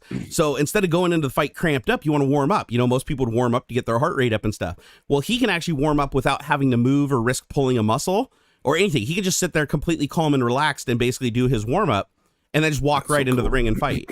And I was like, okay, that's kind of cool. And it's like, why would you want to slow your heart down? Well, it's good when you want to get tired and you want to go to sleep. Because when your heart rate slows down, you start getting drowsy and you start getting tired. So he uses that when he wants to take a nap, or he wants to go take a rest, or he needs to force himself to go to sleep for a period of time. He'll just concentrate on slowing his heart down to 30 beats, and then he'll just relax into it, lay down and go to sleep. And I was like, okay, that's pretty damn cool. I could never master it, though. I don't think it's like a thing that everybody can do personally. It's a lot of practice. It takes a lot of practice, if anything. But I always thought that was cool. I thought it was pretty cool, because you have a little heart rate monitor on, and it'd be like, actually, it wasn't even on his finger. He had like a pad thing on his chest, and the little monitor would be like, beep, beep, beep, beep. And he'd sit there, beep, beep, beep, beep, beep, boop, boop. And you're like, okay, that's cool. And then he'd like calmly say, okay, now watch, I'm going to make it go up to between 110 and 130. Boop, boop, boop. And it'd take like a minute, but he could do it. And I was like, man, that is the coolest shit ever. It's like, dude, what are you doing? Watch, he's probably just like picturing his friend's mom naked or something like that. It's like, then he pictures his friend's dad naked. It's like, I just solved the trick, guys. Hey, I want to call out some of these super chats. You guys are freaking awesome. Roger R, thank you for the $5 or the €5, I should say, super chat. That is super generous. Shout out to Gimpy G Gaming. He just paid his bills, because I had to help on his first live stream ever over on Twitch. I came over and helped him with his audio issues. Fucking hype, dude. Like, high fives all around. That's cool. Dude, he is literally good for you, buddy. The best, and I mean the best, disabled streamer on Twitch. Whoa. He is the best. Even better than Ricky Berwick, fuck that guy. And even better than Crip Daddy, because Crip Daddy ain't even funny. Actually, it's funny. You know who Crip Daddy is, right? Nope. Oh God, I gotta send you a link to him. He's absolutely hilarious. He's a quadriplegic shock comic on Twitter, and he'll go after anything. This dude is not afraid of being canceled. And but it's funny, because Gimpy G sounds exactly like him, because I hadn't heard him before. I heard Gimpy G for the first time on his stream when I called in to help him out with his audio stuff, and I was like, dude, you sound exactly like Crip Daddy or Donovan. I mean, 100%. It's like, not even like, you wouldn't be able to tell if you were talking to him on the phone. You'd think you were talking to Donovan. And I was like, dude, we got to go download all of his video clips that he did and dub them over with your voice saying ridiculous shit and re-upload them. I think it'd be funny. Gimpy had a message. He said, thanks, Barnacules, for being so nice and helpful, even under physical duress. And congrats to Aux for being voted most likely to become the dude when you turn 50. I see it. I see it. Can do that. Classic rock. It was my pleasure, Gimpy. If you want, I'll come on a live stream in the future. As long as I'm not live streaming at the same time, I'd love to come on your stream. I had fun. Yeah. Classic Rock, thank you for the $2. He said, what happened to you and Jay's 2 cents? We just don't do anything publicly anymore. Our audiences were always pitting us against each other, and it was always just our audiences hate each other. So we were like, no, we'll just keep it offline. Because it was just becoming too toxic. We both got sick of the whole, this person's better than this, and this person's better than this, and blah, blah, blah. And everybody was just putting political shit in Jay's mouth all the time, but Jay doesn't really talk about politics. So that was the point of contention. So we're just like, nah, we'll just parlay on the internet or whatever, but we still stay in touch every once in a while offline and in private. There's no bad blood between us or anything like that. Joe Taji, thank you for the $5. He said, look up apnea trainer. It's designed for free divers, but can help with your breathing. Interesting. Cool. I mean, breathing is a huge part of scuba. I know that because I'm PADI certified to 60 feet. Not that I remember any of it. I'd have to go get recertified before I'd be comfortable diving again. Did you know you don't have to become recertified to dive to 60 feet? Once you get that, it's a lifetime certification. Huh. Even though you have to remember like complicated things like the hand signals and stuff on top of the water, and I don't even remember which one's what. It's not as simple as like, oh, I'm good. It's like this is like up, and then this is like I'm okay or something. Or I mean, you have to know all the hands, and it's like you could forget that shit over 20, 30 years. But as long as you have this, you can walk into any scuba shop and just rent a suit. You can rent everything except for the goggles and the fins. So the dry suit, wet suit, the buoyancy compensation device, or the BCD, the tanks, everything you can rent. It's not that expensive either. It's like you can rent all that shit for under $100. Go diving for a day. Nice. But you don't ever have to become recertified. So I was looking at it the other day. I pulled it out of my wallet and I was like, oh man, I still got my PADI certification. I could just walk in, like rent the shit and go diving. But I was like, would I? No, because diving is way more complicated than people think it is. Like it is not as simple as, oh, just put the thing in your mouth, start breathing, and then swim down amongst the fishes. It's like you have to control your breathing. You have to constantly breathe. Rule number 1, you can never hold your breath, because if you hold your breath and ascend like 3 feet, you'll destroy your lungs. I mean, it's scary. And it's like I hear like the even just how you breathe with the thing in your mouth is different, because like it's like what I've heard is you have to like breathe out first, because like it pushes it back as hard as you've breathed out. Like, and so you have to be really careful about, you can't go because it's going to come back at you that just that. Yeah, you have to breathe very naturally and continuously. Which, man, dude, even just snorkeling freaks me the fuck out. Like, I have to be very, very conscious of my breathing, or I start. But with snorkeling, you can breathe however you want. And you're not going to hurt yourself. I know, because you're breathing atmospheric air. When you're breathing compressed air, just remember that when you go down 3 atmospheres, so every 10, I think it's every 10 foot is an atmosphere. Every time you're going down, you're compressing the air in your tank and in your lungs and in your bloodstream. So if you go down 30 feet, 1 breath of air is like 3 times the volume it would be at surface. So that means that as you're floating up, if you hold your breath, your lungs will expand to 3 times their size of the full breath down here, and you'll blow your lungs up. Dude, it's scary. And if you overpressurize your lungs, it can actually get your diaphragm stuck, and then you can't physically exhale, and your lung will just blow out. Like your lung will literally pop like a balloon. So that used to scare me. So when they take you out and they teach you how to dive in the pool in an open water, the trick they teach you is just hum the whole time. Just hum songs. Because when you're humming, your airway stays open, because you need airflow past your vocal cords. So you basically, instead of exhaling, you just hum. So you breathe in and then you hum on your exhale. So you're like, cool. And if you do that for a while, then that forces you to keep your airway open. And then after a while, you just naturally start doing it. You don't have to worry about it. But the number one problem with scuba diving, if you don't train people right, is the bends, because they surface too fast and don't do a compression stop. That's no good, man. We had a guy that got the bends when we were out there. That was pretty scary. And luckily he didn't need to go to the hospital. It was just he got really drunk. Like he was just acting really stupid and uncoordinated and shit. So we just had to let him chill out for a while and let everything like equalize. And then the other thing is you have to use dive charts to figure out how long you can stay under, so you don't build up too much nitrogen in your blood. So each dive, you have to keep exactly what level you're at and how long you were there. Like people think you can just swim down and just do this when you're diving and just go like all over the place. No, unless you're breathing some specialized like nitrox blend or Helios or something where it's helium mixed with oxygen. If you're just breathing compressed air, basically just nitrogen and oxygen, you have to keep track of everything. Like if you go down this level, how long were you there and how long were you there? And you have to use a dive table and chart, which people usually memorize, that tells you what your max dive time is for that day. And then once you exceed that, you have to wait 24 hours for all that nitrogen to profuse out of your body before you can get on an airplane or go diving again.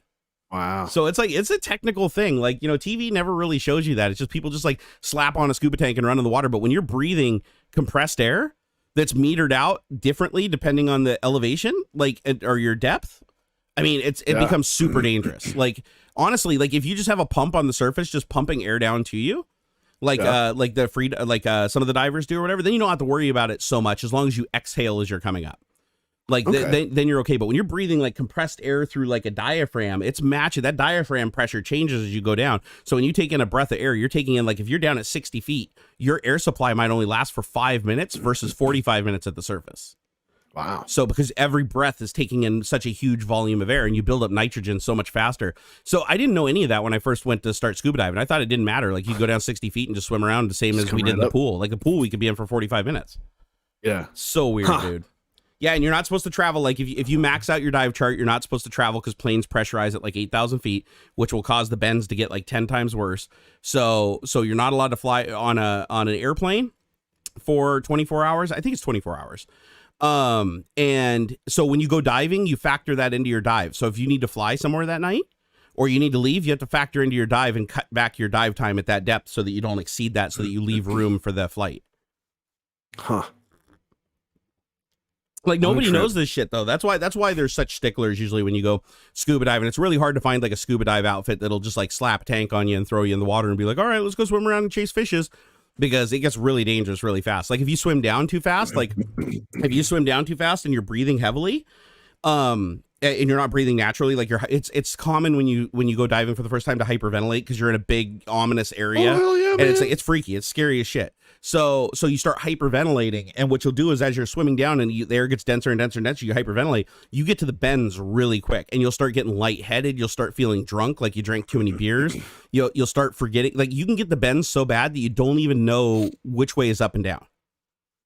Jeez. That can actually happen. Like you can get so drunk from the bends that you're like, okay, I know that I need to get to the surface, and people will just swim down into the ground and just swim into the ground, bump it like a busted robot in a game. Like I watched videos of this happening where the dive team, the dive master has to go down, grab them by the arm, and sometimes they'll even spit out. They'll think they're on the surface, so they'll spit out their a mouthpiece, a regulator. The regulator, yeah. So he'll take his regulator, jam it in their mouth, hold it in their mouth while he has their arm up around their arm and their chest, basically fighting them, and swim them up to the surface. Wow. Even though it fucks him up too, because him taking him up, he's probably going to get the bends, because he's already got the bends, and he's fighting this guy, so he's breathing a lot heavier, and now he has to swim him to the surface, because if he doesn't, he's going to drown.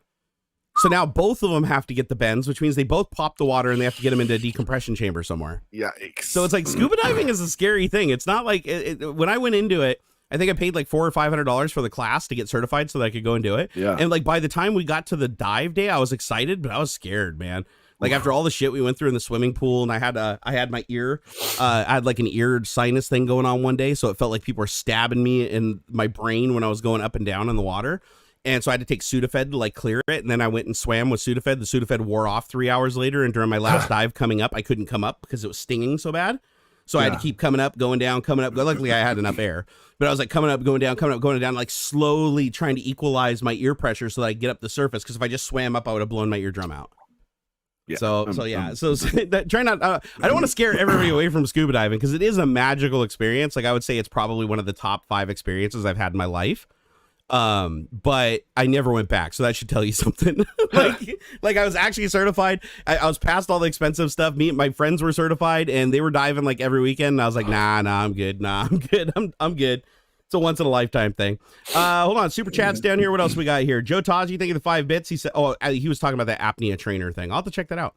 Ronald Anderson, thank you for the $5 super chat. He said, congratulations to William Shatner, aka Captain James T. Kirk, for going to space. Okay, so let me ask you this question. Did he actually go to space by NASA's new goalpost that they created? The capsule, to quote, the capsule reached a max altitude of nearly 66 miles, 106 kilometers, 4 miles higher than the widely recognized boundary of space. Ooh, so he did kiss space. Yeah. So here's the question. Do you think NASA's just going to move the goalpost 5 miles tomorrow? Because for those of you guys that don't know, that's what happened when Bezos was the first to launch into space. I'm looking it up. And he beat everybody. He basically did go up to what NASA's definition of space was, but then NASA after that pulled that definition, moved it just above where he had traveled, and basically told him that he can't call himself an astronaut. Yeah, I don't really know why either. Like, what was is it because like NASA and Elon are like giving each other blowjobs or something? Like, I don't understand why they would do that. I don't care who Bezos is. I want to see how high he went. I heard that. I don't know if that's like the truth of it. I want to see what they said about the Kármán line is 62 miles. So they technically broke it. I don't know if that's the Kármán line, but that is generally the accepted, like past that point you're in outer space. But I want to know altitude. Minus 10, 9. So Bezos went to 250,000 feet. It's such a tiny little rocket too, by comparison to like Falcon 9. It's this itty bitty little dildo rocket. I cannot believe William Shatner is 90 years old. Do you guys believe that shit? 47 miles. So he is not an astronaut. He is not going to space. Oh, wait, what? How high did it go? At an altitude of 250,000 feet, the capsule separated, taking Bezos and his crew to the edge of space. 250K feet is only 47 and some change miles. So he's only about 2/3 of the way there. That sucks. That sucks. You know what he can say, though, is Bezos, I believe, because... So Bezos is the only one that's gone up twice, as far as I know, right? Like, nobody else has gone up twice. Like, nobody on Falcon 9 went up twice. Nope. Yeah, Bezos went up on this one. He went on the one with Wally or whatever, the very first one a month ago. Oh, I didn't know Bezos went with Shatner. I thought that was just him I thought he did. 3 or 4 other guys. I think he's only done the one. Oh, no shit. He didn't go up with Shatner? I thought I saw him. I don't think so. Oh. There was no mention of it in me skimming the Shatner So maybe articles. he was just at the landing site then. Yeah, they did a little talk afterwards. Yeah. Okay, who were the other people that were there then? Like who else was on the mission? Does it say? Because I thought I saw his brother. I thought I saw Bezos' brother like get on the ship. So it says Shatner and 3 other private crew members. There was somebody. 3 other private: Audrey Powers, Blue Origin's vice president of mission and flight controls; Glenn DeVries, vice chair for life sciences and healthcare at the French software company Dassault; and Chris I'm gonna not say this right, Beauchuzin, co-founder of the San Francisco-based Earth observation company Planet. Oh wow! So man, just 4 of them. How do you send Captain Kirk to space and not reserve a seat for yourself? Talk about a missed opportunity. I've done it before. You go have fun. That's fair. That's fair. He's like, I've been there, done that. It's all good. My back still hurts from that landing. I cannot believe William Shatner is 90 years old. That dude looks healthy as fuck for a 90-year-old. Right? It's shocking. I seriously thought he was in his 70s. Like, no shit. Like, just looking at him. Like the way he talks, the way he walks around and moves and everything. It's like, I don't think I've ever seen and I mean, he's got a little bit of a gut on him and shit too. And he's 90 years old. Yeah, man, I want to know what his secret is.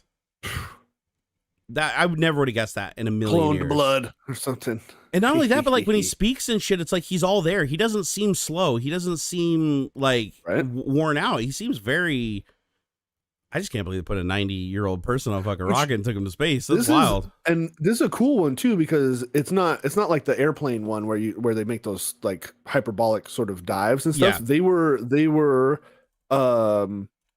like the apogee lasted like 10 minutes. They were because they went up so much higher than the first one, they were able to have more hang time, or that might not be quite right. Hang on. Blah, blah, blah. After a 10-minute flight during which the crew experienced about 4 minutes of weightlessness. That's the same as last one. Landed. That's pretty cool, man. Yeah, because what they basically do is they accelerate it up, and then when they hit the peak of acceleration and cut the rockets, and it's still accelerating, by the way, but it's accelerating at the same rate as the people inside, and then you get that parabolic effect, right, where they get out of their seats, they're floating, and then it goes up, and then it kisses that top, and then they start falling together like this and accelerating down. And they get 2 minutes up, basically, and then 2 minutes in free fall, and then they have to get back in their seats. And I'm sure there's a margin of error in there, too, of several minutes, because... You know, it's William Shatner. He's like 90 years old. They need time to be able to like bolt this dude into his seat, right?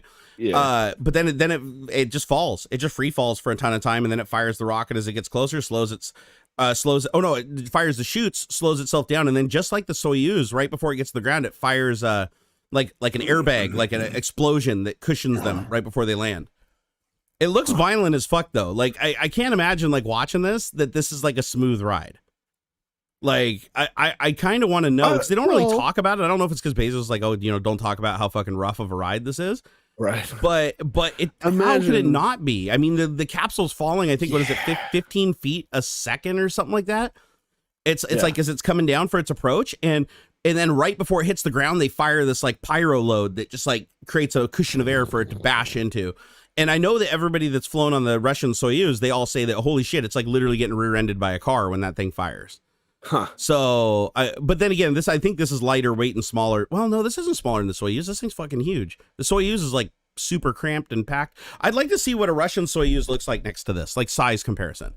Yeah. Because maybe this is a lot lighter, so there's not as much mass. So when they fire that charge that like cushions it, it's not as violent. Let's see here. Actually, this is funny. So I just Googled it. Google it. Thank you, Miss Liz, for the membership. Hey. Okay, let's see. Blue Origin founder tweeted out this infographic showing how his planned New Glenn rocket family stacks up against other rockets. So they got New Glenn 2-stage, New Glenn 3-stage, and then New Glenn landed booster. And compared to the Soyuz, it is quite a bit bigger. Really? In fact, the New Glenn 2-stage looks to be slightly taller than both the Falcon 9 and Falcon Heavy. By a little really bit. Hard a to little believe. bit. If I were to guess, the thing's taller by, I don't know, a few meters. Nothing crazy. I want to see if I can find a picture of them side by side. The 2-stage New Glenn is 270 feet tall. The 3-stage is 313. And so, what's the capsule size? I mean, just looking at it with the people like standing in the window, it looks like it's maybe like 15 or 20 feet tall. Let's see. This is just for the rocket. Shit, not even that. I'm looking at a picture of it right now with the seats inside. That's got to be like maybe 13 feet. Here, I'll put a link to the image here that I'm looking at in chat. It has a diameter of 23 feet, but that's around. So how tall? And that might actually have been the rocket, not the capsule. There we go. I posted a picture for you guys. Newsflash! Miss Liz's eyebrows have grown back. Man, that was fast. That was fast. Yeah, that was really fast. Yes. What's she feeding those things? New Glenn is compared to Starship, not Falcon 9 or Heavy. The picture I was looking at had a bunch of different rockets all stacked up next to each other as a size comparison. I mean, it looks like the whole inside of their craft, obviously, because they're not trying to sustain life in space for a long period of time. It looks like the vast majority of space is just open, right? It's just a giant glass terrarium. So honestly, I think it'd be one of the coolest views you could possibly get going up on Bezos. I think Bezos has the best offering for like the visuals. Yeah. Like outside of the craft, because like SpaceX doesn't have a lot of windows. Like Soyuz has like 2 little port windows on it. This thing's like a glass, like you're almost in, what do they call them? Like the video looked pretty neat. There's a bunch of windows. Yeah, it's all windows all the way around. Yeah, it's like they went really big on the windows. And then the inside of the craft, if you look, other than the center like hub, there's like a thing in the center. It's probably the fairing of the housing for some of the rocket or the fuel. But the whole inside of it's all open. Like when you see them floating around and kicking off the walls and stuff, there's tons of space inside of there. It's neat. I think that's pretty cool, because it's like all the other ships have like way more support systems for like being in space. Yeah. And because this just goes up for 4 minutes and comes back, it's like, does this thing even need like a life support, like a heavy life support system? No, it needs enough oxygen. Even if they go up, they have to come down. They're not even going out far enough that they could float out into space or orbit. So there's really absolutely no reason for you to put more oxygen than to keep them alive for 10 minutes, because physics won't allow them to be up that long. Like even if everything possible goes wrong, you can be guaranteed that they're going to get back to Earth, dead or alive within that threshold. So you don't need all that extra stuff. Whereas with Falcon 9 and Starship and stuff like that, they're ships designed to stay in space for long periods of time, which means, you need all that space for the oxygen tanks, life support systems, CO2 scrubbers. I'm sure that all takes up a shitload of space, and then that all adds weight, which means that you need more fuel and more thrust to get it up there. I feel like Bezos, and I didn't realize this in the beginning. Like I thought Bezos had a stupid idea. This rocket. I'm like, dude, you guys are getting your ass kicked by Falcon 9. But now the more I think about it, it's like they can launch really quickly. They can launch cheaper, and they're just putting people. They're doing like space tourism, right? For like people. 4 minutes here. Yeah. So it's like realistically, I think he has the best offering for that. For that, but for long term, like SpaceX is going to dominate. They're going to be the ones who actually do something like worthwhile. Like it'll be a combination SpaceX and NASA that end up putting what is that truck stop that they want to build out between the moon and the Earth. They're going to work with SpaceX to put real people back on the moon. Yeah, it'll be SpaceX that gets people to Mars. Fucking Bezos is going to build a hotel. Like big deal. SpaceX will be the ones that actually like change the course of human history, in my opinion. Hold on. They're the ones who are actually doing like from my perspective, real work. They're the ones putting stuff back up on the space station. They're the ones who are getting like stuff and people out there. Bezos, it's like, I don't know. It just doesn't seem, they don't have the same goals in mind. And I'm seeing that now. I don't feel like they're competition. I think they have like really different offerings. It's looking a little too Wayland Yutani for me. Yeah, right. That's in my opinion, that'd be Bezos. Musk would be the. Actually, it could go either way. Honestly, I could see where SpaceX turns into asteroid mining and shit like that. They've definitely got the legs for it. But the thing is, like, what about cost though? So Blue Origin, or what's their capsule called? New Horizon or something? New Glenn is the rocket, at least. What's the capsule called? That's the whole, I imagine that's the whole thing. Okay. Really. So he built that thing to like do space tourism for like these flights where people, and they're probably going to go progressively higher and higher. $450K right now. I thought it was 250. It's really, it's 450, or maybe that's thinking. That's what the article was saying. So 450, let's say $500,000. Let's just say round it up. Yeah, easier. So $500,000 to go up for 4 minutes of float time. Yeah. And the full trip is what, like 10 minutes and some change or something like that, up and down. It's not very long. Yeah, it says the mission's suborbital flight, which lasted just over 10 minutes. Okay. But at what point is that from launch to landing? Was only 10 minutes? Yeah, it's pretty short. I watched their one launch and I was like, wow, that actually is not a very long flight at all. So if you take, what is it? Let's say 5 million, or no, 500,000. Sorry, 500,000. You divide it by what? It's 10 minutes. Sure. $50,000 a minute. So let's say $50,000 a minute for you to go flying around, right?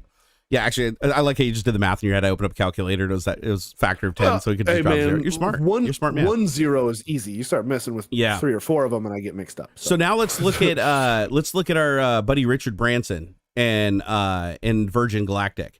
So what does a seat on Virgin Galactic cost? Let's find out. Let's go find out, because I want to see who gives you the most bang for your buck is what we're trying to determine right now. Sure. So I'm guessing that it's going to be cheaper to fly with Richard Branson, because first of all, his ship is dropped from a plane in the sky, so he doesn't have to go as far, which means his ship doesn't have to be as heavy, carry as much fuel or anything like that. So I have to imagine that his flight is cheaper. He can hold more people, right? I think Blue Origin can only send up 4 people at a time. I think he can send up like 8. Yeah. So more people at Branson. His craft requires way less maintenance when it lands to launch again. So it doesn't have to be like super refurbished. I mean, it is a solid fuel booster, so they have to put that in. But I mean, the ship itself, it's probably got a really cheaper turnaround. So if I had to guess, I'm going to say it's probably going to be like 250,000 or something like that for a ticket. So it's according to CNBC, which has a bit of a comparison between the three. Virgin Galactic has sold tickets to about 600 people for a price between 200 and 250K each. And then I'm just like skimming this real fast, looking for dollar signs, essentially. Let's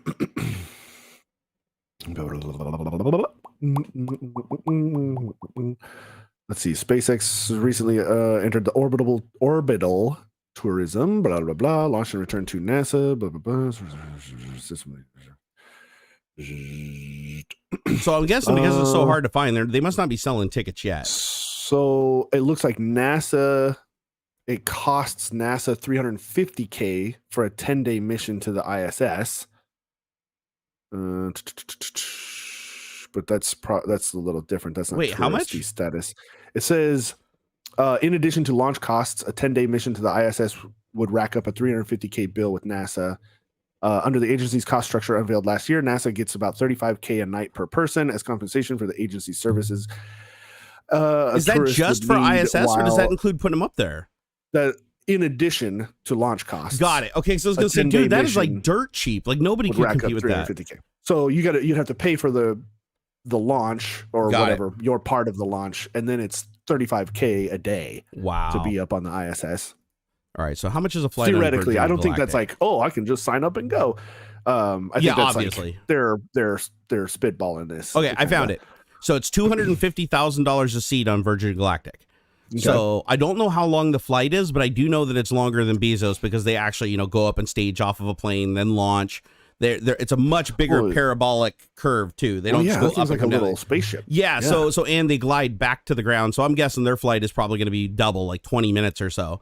So so I mean, $250,000. So that's almost half the price of going up on Blue Origin. But the thing is, it doesn't go as high. How high does this thing go? So Virgin Galactic, how high did Virgin Galactic go? Spaceship 2, spacecraft is dropped, free falling, ascending to an altitude of about 295,000 feet. Which is how many miles? More than Bezos. Are you shitting me? More than Bezos went. You have to be shitting me. So half the price, it goes up higher, you're in space longer, and you're inside of a fuselage of a jet where you have a lot more room to move around. It's 55 miles, just shy of 56, actually. Wow. So, yeah, you get to go up higher. You're with 5 or 6 other people in the spaceship too. Yeah. And then it says it does a slow backflip at the edge of space. Yep. Passengers spending a few minutes floating in microgravity before it re-enters and glides back to land on the runway in New Mexico. Okay, so the downsides with this one, like just looking at it, the downsides are the windows are kind of small. They're all over the place. It's got tons of windows, but they're tiny little windows. They are little ones. Whereas Bezos is like all windows. Like you're basically in an atrium flying in the sky, which I think is kind of cool. The video of Shatner, it's still like 6 or 8.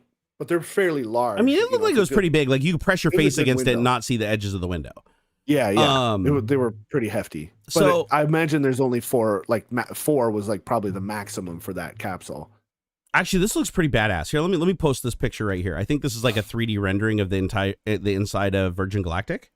Let me post this. So this is like 1, 2, 3, 4, 5, 6, 7. I don't think this is the final layout. I think this is like maybe what they're going for. But those windows actually look pretty big. Like it didn't look that big from the outside of the craft, but looking at like this rendering, if that's accurate, those are big windows. And they got like a big foam thing around them too, so you can like mash into them and like hang on and like look out. And it looks like they all have cameras on them and stuff. I don't know. I think it's pretty cool. It's pronounced Bezos, not Bezos. Bezos. And the fucking guy's got $2 trillion or whatever the fuck. I'll talk to him however I want. Who gives a shit? Fuck that guy. Fuck that guy and his company full of employees that have to piss in bottles and shit so they don't lose their job. He's just Lex Luthor, okay? Like he is you know what's funny is they can all be compared to villains, like all of them. Like Richard Branson. Well, actually Richard Branson seems like he's kind of a fun dude. Like I mean, you never know until you actually like meet him, but he always seems like he's like smiling and happy, and everybody that works with him and shit says that he's just like, you know, he's basically like UK cowboy. You mean Branson? Yeah, Branson. Oh yeah, Branson seems like just a dude who's got a bunch of money and just wants to have a good time, right? Like I remember he used to have a reality TV show.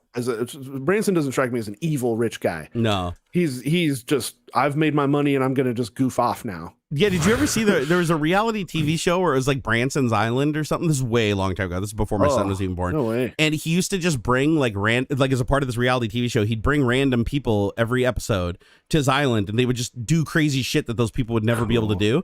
And like one of them was like whoever won the contest on the island or whatever got to fly like Superman over his island carried under a helicopter in a harness.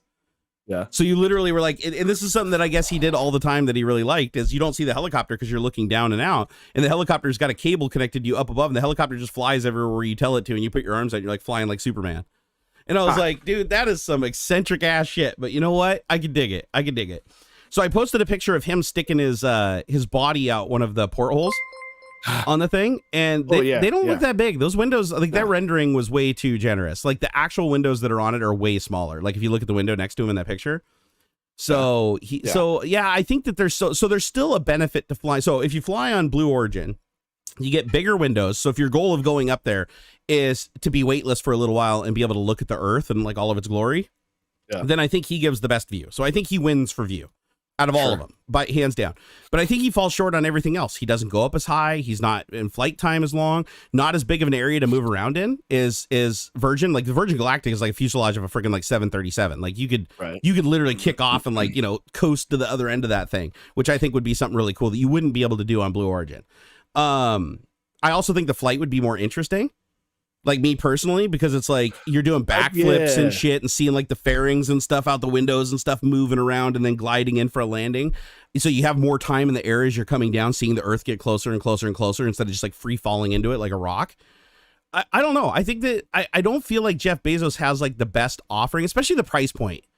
Right. Like, I don't know. But the one thing he does give that you're not going to get from Virgin Galactic, though, is that feeling of going straight up that only a rocket's going to give you.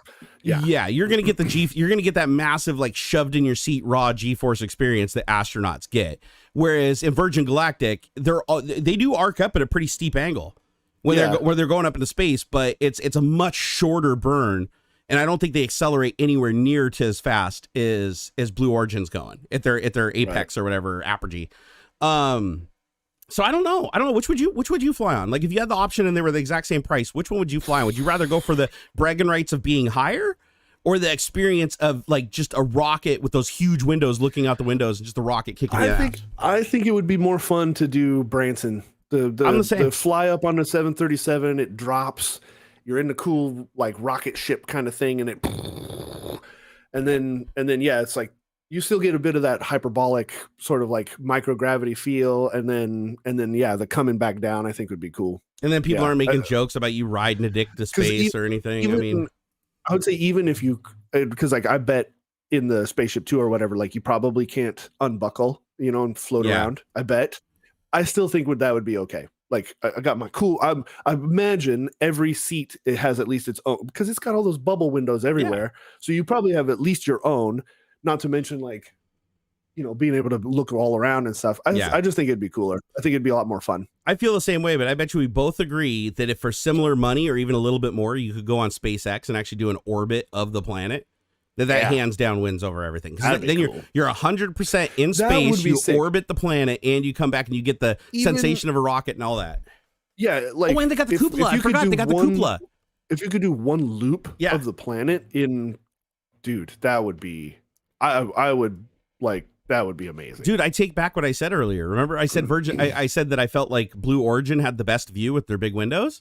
Yeah. I forgot that they fitted a cupola to Starship. Or not Starship. What do they call it? The Dragon. The Dragon capsule. It's like one like a bubble. Like it's a huge like continuous kind of half dome bubble that they open a window and you can actually go up into. So there could be no better view than that. I mean, you're literally up in a bubble where if you look up, there's no spaceship. You are 100% just encompassed by space. I think you wouldn't be able to beat that. Up.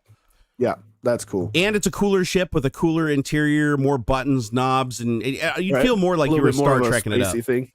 So here's the question: Do you think that Elon Musk, just being how he is, right? Being how is it? Do you think Elon Musk is going to stay the course of what he's doing right now, or do you think that Captain Kirk going to space and the impact that's had and the media attention that's given, he's going to go and get like fucking Captain Picard or Cisco or Avery Brooks or Kate Mulgrew or something and throw her fucking up in space just to like punch him in the balls? I think it'd be a slim chance. Elon's focused on a whole different angle. He'll be the name in eventually I could see where smaller companies would like start leasing the rockets from SpaceX to do their own space tourism and things like that. Yeah. I feel like Elon's on a different track. He's trying to figure out how to do repeatable, reusable, and I know like the Blue Origin stuff is reusable and the Spaceship Two is reusable kind of thing too. They just swap out motors or whatever. But I think Elon's working more long term. He's thinking SpaceX is going to be the name in getting stuff into space, and that's the angle. It'll be it'll be the big shipping company of space, whether it's people or goods and stuff. They'll be the company that will be the long term big name in space travel.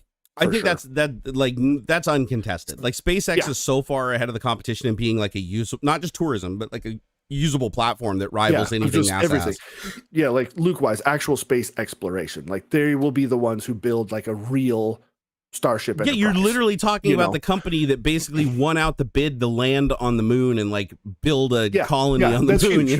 That's it. That's the thing. This isn't going to be I just feels like I can see where Amazon or Bezos has like a place. Like I don't think they're just going to fade out and disappear, but it's a gimmick. Yeah. Bezos doesn't know what to do with the money. And so he's like, oh, I'm just going to do this.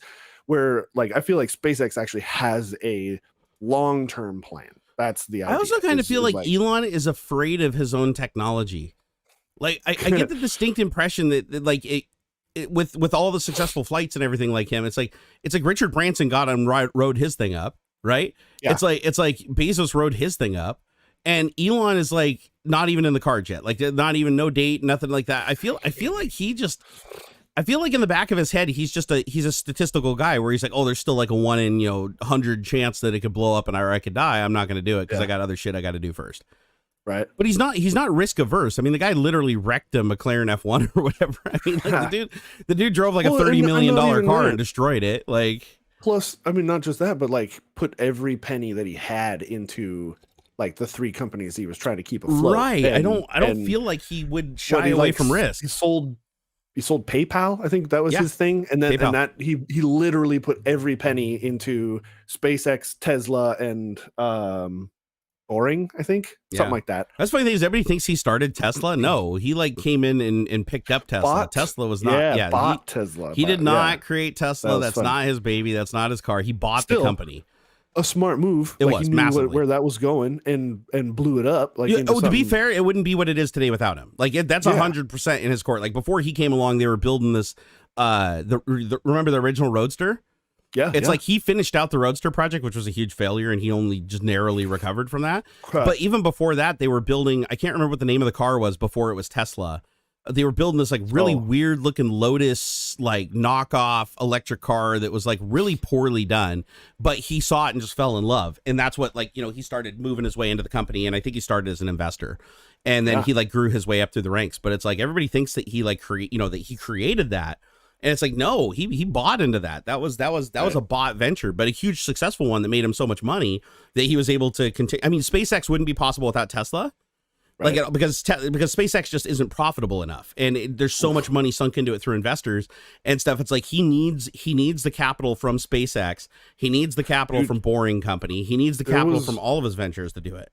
There's an interview that he did, and the contract with NASA saved SpaceX, hands down. Like they were like a month or something away from closing up shop and getting the contract with NASA for like, it wasn't a whole lot. It's like 1.5 billion or something. It's not because NASA doesn't have a budget, but it saved them. Like that saved. And now, of course, man, they're doing such a great job. Like it's amazing. SpaceX also, like a lot of people don't realize, it almost failed. Yeah. SpaceX, it came down to one flight. Literally, they had 4 Falcon 9s, or they weren't Falcon 9s at that point. I think it was like Falcon 1, Falcon 2, Falcon 3, or whatever. The 4th rocket that they launched, that was all their money. Everything they had from the investors, everything, that was the first 3 blew up.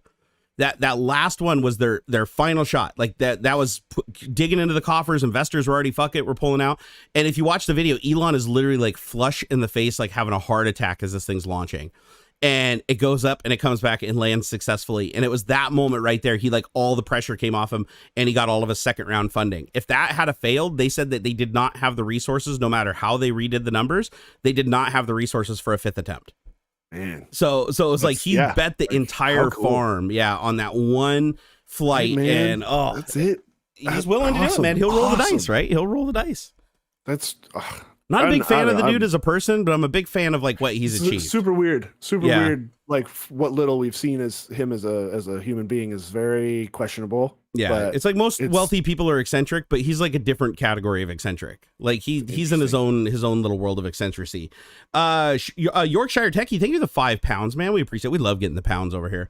He said, "Hi, it's great to see you guys. I have been having to go. I had to go at fixing my iPhone tomorrow. Oh, he's gonna try to fix his iPhone. What's wrong with it? Broken screen? Should I try to live stream it? Absolutely, please live stream it. Dude, it's gold.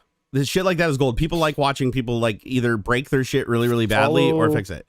Follow the iFixit guide. Yeah, actually, another good person to watch his videos. Have a good teardown guide, or Louis Rosman, I imagine. Yeah, no. Actually, that's a good one to watch too. Obviously, I mean, he's like the OG repair guy, right? No, I like Jerry Rig Everything. Jerry Rig Everything does videos on teardowns of every phone, including the iPhones and stuff. So that's a good one. Even though it might not seem like a tutorial, he goes through and tells you like what every connector is and stage by stage how to take things apart and like what proper tools to use and everything like that. Or he'll even show you to improvise tools. But I like his videos because you can just pause it. Like each step you can pause and it's like a full frame live video of the phone step by step, and he doesn't cut any steps out. So if you just play it, you can go at your own pace and disassemble. But more importantly, he shows you exactly how to put it back together in reverse order. So you don't have to like sit there and try to like reverse engineer it. He said, if I do stream, do you have any streaming tips?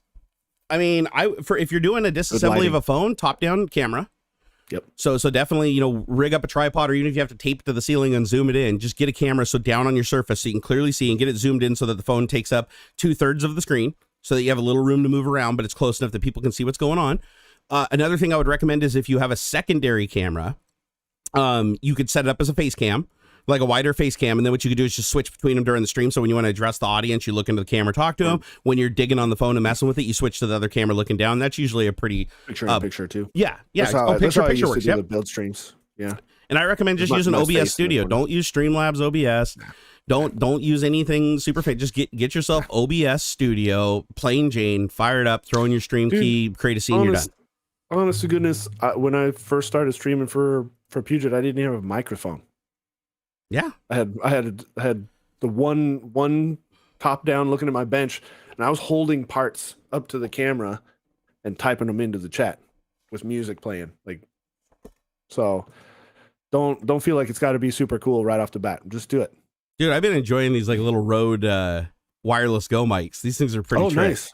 Yeah, right. Have you seen these? I know you talked about them, but yeah. So I got the V2s. So okay. Just saying these might become available at some point, Mr. AuxxZillary. No, these things are fantastic. So I got the Go, which is the 2 that are to the 1 receiver. Okay. But these guys are so cool because they're small and just super easy to use. Oh my God. So you just power them on. Right? Just like so you don't have to do any kind of like pairing or anything. They're paired right out of the box. You're done. So all you do is just plug it into like an audio source, like over here. I'll switch to channel 2 on my audio, so I'll plug in there. Like that, and then turn this up. Check. Checkity check. Wait, hold on. Is this working? Can you guys hear me? Hello. Yeah. Oh yeah. Here, let me turn this one down. Nothing. Nothing? You ruined it. Now it's better.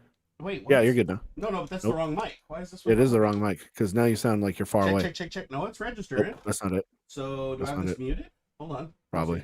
I probably muted it. Hold on. I'll figure it out. I'll figure it out. Is this the right? You know what? I think I got the wrong. Is that actually a microphone or is it just a receiver? You got to plug like an actual mic into it. No, you can plug a mic into it, but it's also a mic. That's what makes these so cool. Is like to use them. It has a magnet. You just put the magnet behind your shirt, put on the magnet, you're done. There it is. There it is. Nice. It's so simple. I think I might have grabbed because I have 2 receivers and I have 2 transmitters, and I think I got a mix match. So, but no, it's the easiest microphone setup to use, and it actually sounds really good. And I was going to show you guys, but I don't know where my little transmitter thing is. I got it somewhere, anyways. When I set up the new ones, I'll show you guys. But no, these things are awesome. Like I really like them because you can also plug a lav mic into it, and run it up to your shirt. So if you don't want this showing, or you just put it here. And the other thing is you can also gain it so it works fine down here. You can put it way down in your shirt out of frame and it still works just fine. But that's all there is to it. That's the whole setup right there. Easy to put in your pocket or throw in your camera bag. As you can see, I'm talking, it's moving the little meter. Check. Yep. And all USB-C to plug it in and charge it. But there's also a feature they don't advertise that somebody figured out that actually works really good. Because the audio signal is digital and it's such high quality, like way beyond Bluetooth. There's like no compression at all. It's like it's just a full digital connection between these. You can actually reverse them, and instead of plugging this into the thing, you plug it into your headphones. So you plug this one into your headphones, and then you take this side of it, which is normally the microphone that you talk into, and you run the mic out with a line cable into your source. And now you have wireless headphones that get a full quality proprietary uncompressed signal to them, and you can basically turn your favorite, and it's a lot of power. Like if you crank it up to the top dB on here, you can plug it into like I think I have my 160 ohm planar magnetic headphones, and they're loud as hell. So I was like, dude, this is really cool. You can turn any headphones into wireless headphones. Nice. I mean, obviously you can't do the mic, right? You'd have to use like a wireless mod mic or something because it's just for audio. But it's cool that you could just reverse the mic thing, and now you have a transmitter so you can listen to like wireless audio on your really fancy headphones and walk around your house. And it's so small, you could even just Velcro it to the side of your headphones, right? Like use like a little 3-inch cable and just Velcro it onto the ear cup, and now you got like, really expensive wireless headphones that were never created. Whoa! Ultra chat. Whoa! What is going on here, gentlemen? The Ultra. We just got an Ultra chat. Because we have super chat, hyper chat, now ultra chat. AC's drafting just hit us with $50. He just paid for the whole show. Thank you, sir. Yeah, thank you very much. $50 make you holler, my man. Camaro 85. Dude, that's great. I don't know. You got another 10-15 minutes since we just got a big old tipster. Yeah, a little bit. Yeah. Old lady ain't gonna come in there and kick you in the nuts. Nah, she's out helping the teenager get a homecoming dress. Ooh, nice. But my mom, I think, might be showing up any minute to get her dog. We've been looking after. Well, when she does, you should bring her in here and sit her down so we can question Mama AuxxZillary. Be like, was he a problem child, ma'am? No. Did you guys hear that? I farted. I hope that didn't pick up the microphone. I think it did. Camaro, thank you for the €10. You just, whenever you got to go, just go, man. You can just wave and hit the button and go. You don't have to. Okay. We'll just go until you need to do that. And I can close out. Camaro 85, thank you for the €10. He said, hey, Jerry, hope you're doing better again. I'm actually doing all right today. So I got shots. Actually, I forgot. I probably haven't updated you guys on everything that happened to me, huh? Well, if you've been on Twitter, you might know. Yeah, if you guys follow me on Twitter, you'd know like everything. You know, my freaking sexual preferences and everything. Yeah. No, I have had the worst month of my entire life. More shit has gone wrong in this month than I think ever has before in my entire life. So even just before the stream. I'm still in pain. I still haven't recovered from this shit. So here, I'll regale you guys with the story. Here, let me read his comment for real quick, just because I want to make sure that the super chats always get priority, because you guys keep our lights on to allow us to even do this. Otherwise, we'd have to spend more time, some day job answering to like some shitty boss that's mean to us and throws stuff at us and stuff. I still have to do that. You don't have a mean boss though. You work with lovely people. Oh no, my job's awesome, but yeah, you're lucky, man. You didn't have to work at Microsoft for 15 years like I did. I'm just kidding. I loved my job. I know I talk a lot of shit about Microsoft, but I love my job. There's a reason I was there for 15 years. He said, Jerry, I hope you're doing better again. He said, any chance you know how I can shut down Windows 10 per keyboard quick? Sometimes I fall asleep, and in Windows 7, it was so easy. Just press Win right arrow down and enter. So if you want to do a really, really quick shutdown using the keyboard, I think it's Windows key L lock and then down arrow to power enter, and then you can do the shutdown that way. The other way you can do it is I think is it Windows key S? Because what I do it different than everybody else. What I do is I literally, and I do it all in my head. I don't even need, the screen doesn't have to be on, is I just do Windows R, then shut down space -R space -T0 and hit enter. And then that issues a full reset command and shuts everything down. But I don't know of a hotkey that shuts the computer down. So you have to do a core. Make your own shortcut or something that would run. Well, you just type into the run box. You could make your own shortcut that way. Actually, can you shortcut shutdown? And then auto hotkey. Then you could auto key. Yeah. You can make a shortcut for shutdown.exe, and then in the properties give the arguments. Yeah, of course. Because it's a program. You could make a shortcut for it. Sure. You're totally right. So here, I'll tell you how to do it right now. Thank you for your support. Back in when I went to Renton Tech, you could see all of the other students like PCs on the network, but there was like you couldn't do a whole lot, but you could get into to schedule tasks. And you could get into the other guy's computer and schedule a task to run shutdown exe in 3 or 4 minutes or whatever, and then it would just there's no questions asked, no nothing. It just would shut down. So Camaro, I'll tell you how to do it. Thank you, Aux. You actually just reminded me. So Camaro, the easiest way to do a shutdown on your system that I can think of that's just like a single key combination of your choosing is right click the desktop, go to new shortcut, and then when it opens up new shortcut and it says type the location of the item, all you need to type into that box is shutdown space -R space -T0. You might need the .exe. I don't think just to throw that out there. Nope, you don't need it. Have to specify. Okay. I just verified you do not need it. As Jerry shuts his computer down. Yep. So finish. Yeah, I got to be careful not to click this. So now once you do that, once you create that shutdown, now if you click that's going to cause your computer to shut down. That now you made a shutdown button that works on your desktop. But the trick is now right click on it and go to properties and then click on advanced.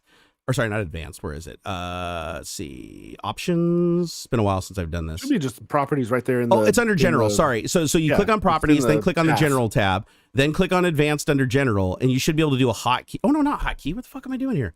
It's right there. God, I'm such an idiot. So no, right click properties, and then under shortcut, you'll see a box that says shortcut key.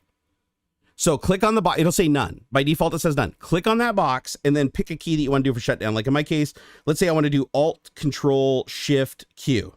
So Alt Control Shift Q, like just whatever shortcut you want that's not already taken. And then when you do that, it'll show in the box Control plus Shift plus Alt plus Q or whatever you want to type in. And then click Apply and OK. Now that'll sit on your desktop. And if you double click that, it'll shut down your computer. Or if you do Control or Alt Control Shift Q, it'll shut down your computer, no matter what you're doing. It's a global hotkey. So there you go. That's how to do it without auto hotkey. But if you want to do it with like auto hotkey, you could literally have auto hotkey do the keyboard inputs to do start, run, type in that command and hit enter. And then you wouldn't need a shortcut or anything. It would literally just be a macro to do that. Just press the power button. Yeah, or that's an option too. Yep. You can set up how your computer will respond to pressing the power button, whether it sleeps or hibernates or shuts down. That's true. Or even restart, really. But yeah, it sounds like you wanted to do it from the keyboard specifically, though, because maybe he has like a wireless keyboard next to his bed or something like that. Sure. So, but no, you could do that. The thing I like about the auto hotkey approach, though, is the auto hotkey will actually simulate exactly what you would do as the user. Like you could even have it click the start button, click shutdown, and then answer questions and stuff that could pop up. You can do complicated scripting. And the cool thing about the auto hotkey is you can bind it to anything. You can bind it to macro on the keyboard. You can bind it to Stream Deck. You can bind it to a mouse button. You can make anything do it. And if you have a keyboard that has macroable keys, like for instance, I have a Kinesis Freestyle Edge that has a bank of like, 10 macro keys over here on the side. Yeah. I can go into that software and just say, okay, I want this macro to run something. It'll open up the run box. I'll just put shutdown -R -T0. And it does it. And all the T is how much time you want before shutdown. So if you want the computer to have 30 seconds before it shuts down, then you do like T30 and it'll wait 30 seconds before it shuts you down. There you go, man. That's tech support. I like giving the tech support. I'm also going to start doing some coding again, man. I got pretty excited about coding on the live stream. Getting hyped for something that was cool, dude. It's one of those things where it's like you just got to dangle the carrot, right, to get yourself excited again. And sure enough, I went back through some of my old automation and I started looking at some of my source code for Spiderweb and some of the tools that I wrote at Microsoft back in the day. And I was like, why did I ever stop doing this? This is some cool shit, man. I figured out the Twitter API in like 10 seconds. I could do some crazy shit with Twitter. I figured out. Somebody wrote a really cool library for all search engines like Google, Bing, and everything like that, where you can do really complex, intelligent searches that include past search results. So you can do recursive searching. And so you could write a program that basically would find anything on the internet for you. You could just type in the keywords, the parameters, resolution, time, file types, codecs. You could do all that and just have it search the entire internet endlessly until it finds exactly what you're looking for and just downloads it and then sends you a notification or an email saying it got it. And that's a program that would take me like 2 hours to write. So cool. So I think I'm going to start getting back into automation again and just doing all kinds of cool little hands-off automated things to integrate into the live stream and tie all my platforms together. Cool. So I want to be able to have people like type a command on Twitch in chat and have that command in Twitch then generate a tweet, that then like brings other people into the fold and have like little games that, tie social media together. I got a lot of really interesting ideas. I won't spill the beans too much though, because I know if I do, then it's going to take me forever to do it and somebody else is going to steal the idea. But I've got some pretty cool shit that nobody's ever done. And I'm going to do it. Do it. I'm going to do it. So Camaro, I hope I helped you. Camaro, if you can't figure it out, just hit me up on Twitter and I'll go through step by step and show you screenshots. Yeah, man. He said, I have a wireless Logitech keyboard and it has hotkeys. Let's see, on the F1 to F12 keys, I tried to change one of them from hibernate to shutdown. Did it work? I mean, because you can do a single hotkey too, as long as it's a key that isn't bound to anything. Like I don't think F10 does anything or F9 does anything. As long as it's a key that's not already bound to something, you can rebind it in the shortcut. So if you right click on any shortcut in Windows and you go to properties, there's a box that says hotkey and it always says none. If you click on that box and do any combination of keys or even a single key, you could literally make the letter O do something different than type the letter O. Just be careful though, because if you put in a hotkey that's already existing, that's already a hard-coded hotkey for the system, it will do both actions. Because the one that's registered as the hotkey for that on the system is going to take precedent. So just keep that in mind. Andrew Preston, thank you for the $5 super chat. He said, last week I did a live stream on Discord with a cardioid mic, a 1080p cam on an arm, top down, then a green screen, and a laptop face webcam. Dude, that's awesome. Boom. The other thing too is this is, and I still need to make a video on this because so many people have asked me to do this for so long. I know there's a million videos I should make. A lot of these would be easy too. It'd take me like a half an hour and I still don't do it. What the hell am I doing? But no, you have like one of the best webcams in the world right now at your disposal and don't even realize it. People message me all the time. Yeah, your phone. Your phone is a webcam, dude. Doesn't matter if it's an iPhone, new or old. Doesn't matter if it's an Android, new or old. Hell, it'll even work to some extent with like an old Windows phone as long as you can get the app side loaded on it. And that is NDI. NDI or OBS Ninja. Either of those methods work on every single one of these phones, and it allows you to stream the full quality of the camera and its full capabilities over your wireless network in your house as a webcam into OBS Studio. Doesn't even have to be NDI either. No, it doesn't. There's some apps it's just like wireless. It shows up as like a second monitor or something. It's I've never jumped through those hoops myself, but I know there's both for iPhone and Android there are apps that'll turn your cell phone basically into a webcam. Dude, I will show you here. Let me do a live demo for him really quick. So check this out. This is my phone. He's gonna do it live. Live demo, guys, so that everything could go wrong. All I did was open up Chrome. I think it only works in Chrome. I don't know if it works in Safari. But if you open up Chrome and you go to obs.ninja, which they changed it to what is it, video.ninja? Like pretty soon that's going to be the only way to get the to link is still obs.ninja. They just renamed it? The ones you sent me, the ones you send me all the time, they're still obs. Yeah, I think at some point they're retiring it though and going with the video. But anyways, right now you go just open up your browser on your phone, your Chrome. You can do it right now, and OBS Ninja, and you get 3 options on the website. You have create a room, which is what we do right now. That's why you see us both in here. We created a room and we both joined it. Or you just say add my camera to OBS. So I can click add my camera to OBS. It says, okay, it's got to access your microphone. It's got to access your camera.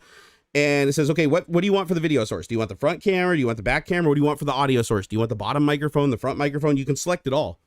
It's all available. This is a web page. This isn't an app. This is just a web page. You don't have to download anything. It's just a web page. So I'm going to use my front camera, my iPhone microphone, and I can put a password on it if I don't want like everybody connecting to it, right? So I'm going to click start. There we go. It just went full screen. And then it says right here, it says all you have to do is copy this URL into your browser source and it'll show up as a camera. So what I'm going to do is just go into OBS Studio right now live while you guys are watching. I'm going to say I want to add a new element to my scene and I want it to be a browser source because it's literally just going to go to a web page. So I'll call this iPhone face cam. Okay. And then it says, okay, what URL do you want it to go to? So I just type in this URL that it gives me. You can also put a password on it. So obs.ninja/view equals, and then I won't tell you guys this part. The password. Yep. Well, the URL, the little thing. So then I can put in the resolution that I want. So I'll do like 800 by 600. You can put whatever resolution you want, then click OK. And then what that should do is it should start syncing up. And there it is. And now you can hear the audio from it too. Hi, guys. So it's got a little tiny bit of lag, but it's not bad. So let me mute my audio. Hold on. So check. Maybe. Okay, so now you're just hearing me on the phone. Is that cool? Hey, not bad. No, it's a really good quality camera too. I mean, you're a little red, but like it looks good. You can go into settings too and change the stuff. So like video source, I want to do max resolution. That's funny. 1280 by 720, so this should be even clearer. Oh. Huh. So I can do my back camera. Like, watch. That should switch the camera. There you go. Now you're using the back camera. So if you want to turn it sideways, it automatically switches. And now I just added a camera. Isn't that cool? Whoa. That's it, man. That's it. And it's actually not. And man, look, that's wireless. Throw it out there, man. There's all kinds of. You shouldn't let anything really get in the way of live streaming anymore. You could do it just your phone. If that's all you got, do it up. I think that this is cool. And then if I want, let me go mute the audio here. Hold on. Turn my audio back on. There we go. So now let me switch camera back, front camera. I can disable the audio. So no audio. There we go. Now I'm just transmitting video and no audio. So it uses even less bandwidth and I'm using my regular microphone.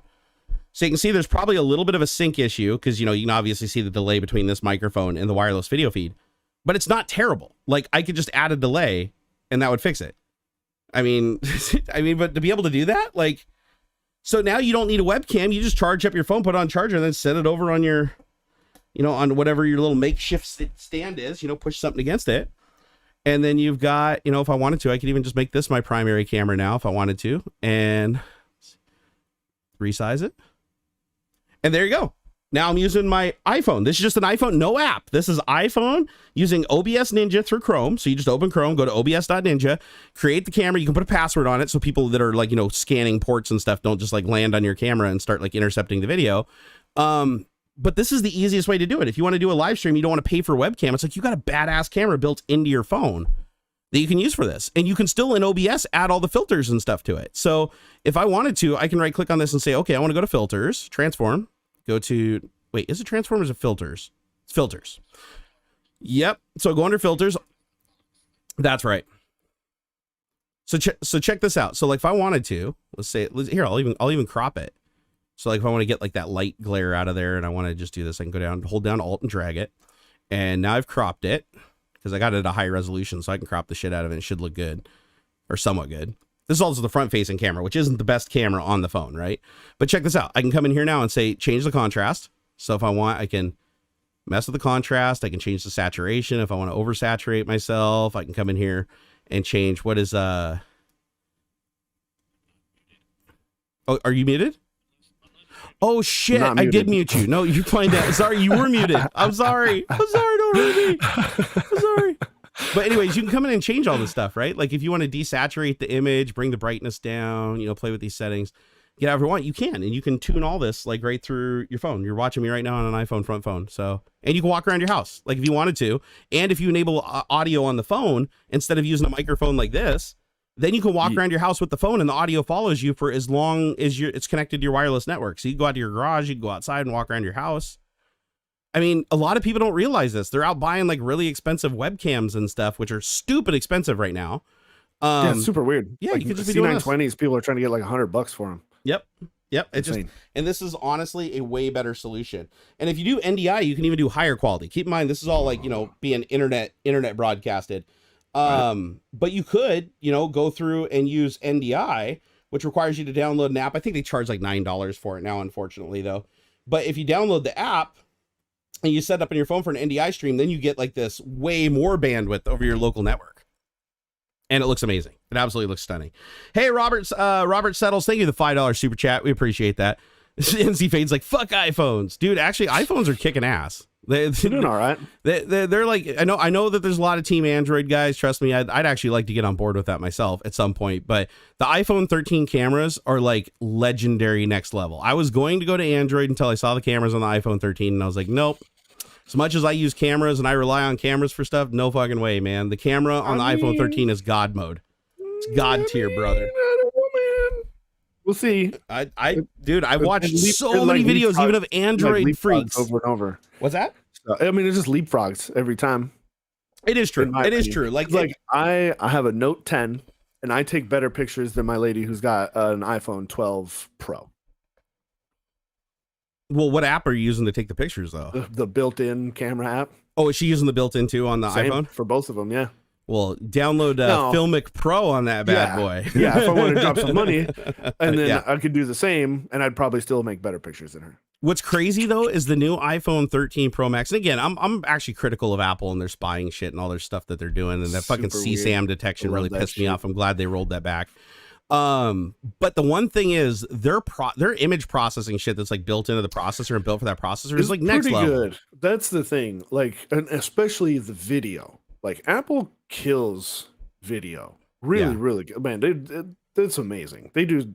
It's really nice. Yeah, like Miss Liz just said, Samsung pics are nicer, but video and I'm there. Like if you're doing videos, man, iPhone. Yeah, and I'm mostly video. So yeah, it makes a lot of sense. Dude, have you seen the front? They have front and rear facing LiDAR on the 13 Pro now, which means you can do full face rigging and full face tracking with the LiDAR array on the front facing camera. So you could set up your front facing camera on your iPhone, go through an app, and have it actually like apply your face to like animation apps and animation studio stuff. Wow. And it can scan 3D objects now from a far distance because the IR array on the back is so much stronger that now you can go outside in like broad daylight and walk around your car and like scan a high resolution 3D model of your car on your phone. Wow. I don't know of any Android device you can do that with. So I think that's pretty damn cool. Plus the low light thing is what got me though. Because I take so many pictures in like dimly lit environments and low light, and you get so much noise in the image. And iPhone does a pretty good job of mitigating it with its like AI algorithm. But shit, I watched the new iPhone review that Mr. Who's the Boss did, who's a big Android nut, by the way. Okay. Mr. Who's the Boss, he did a side-by-side of like I think it was like the Note 20 or something like that, or whatever the flagship was from Samsung. He put it next to it, the low light performance. He turned the light down in the room where he said he even had a hard time focusing on things. The light was so low and the image was like completely noise free and like tack sharp from the iPhone where you couldn't see anything on the Samsung. So I don't know what they're doing. I don't know how they're doing it. I don't know if they're using some weird AI shit where they're like doing like 9 exposures per frame and merging them together using like AI to give it more light, more perceived light into the camera, or using multiple lenses and taking multiple pictures and stitching them together.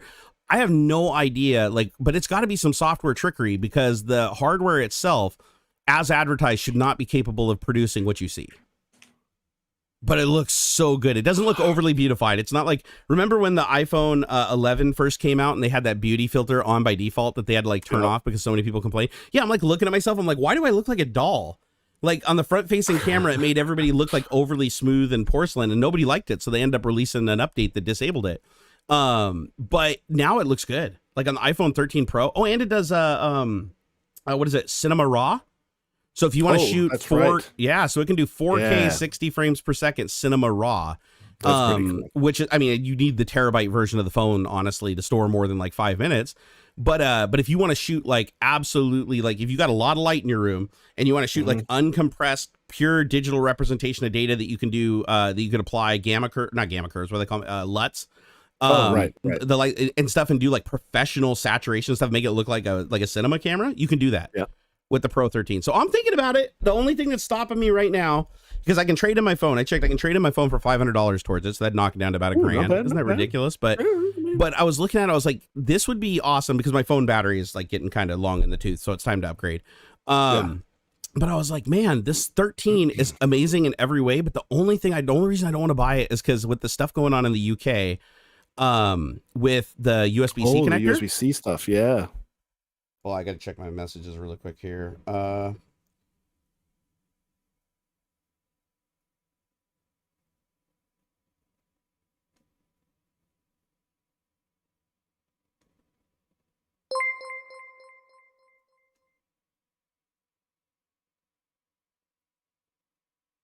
Awkward silence. No, it was awkward silence. See, when I do that, you're supposed to entertain everybody, so there's no awkward silence. I was waiting with bated breath. I was so much awkward silence.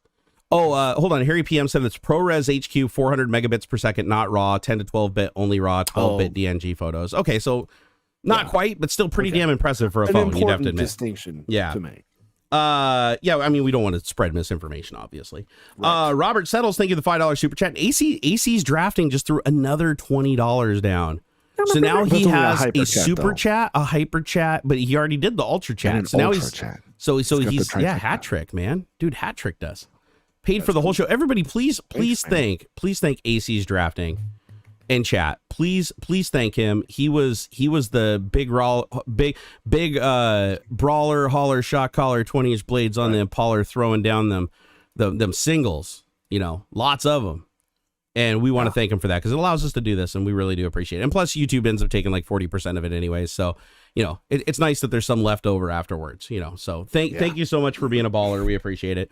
I know we're over by quite a bit, so I'm going to go ahead and start cutting Mr. AuxxZillary loose here because, he's a married man now. He's got to go do married things like make the bed, and do the laundry, and get dinner ready. Make the bed. He's got to get that apron fit, fix the button on the apron because he's been using it so much and broke it. I have told my lady before, like, there's been times where like she's run off to go do something or whatever, and like I'll go nuts and just clean the house, keep shit in order. Like, shit, if that's the case, I want to marry you. All right, if it ever come down to it, man, or like if I got to a point where like I could do building PCs on my own kind of thing, I'd do it. I'd no shame in that, man. Totally. My lady makes more money than me, like hands down, like by a significant amount. Like, you got a sugar mama.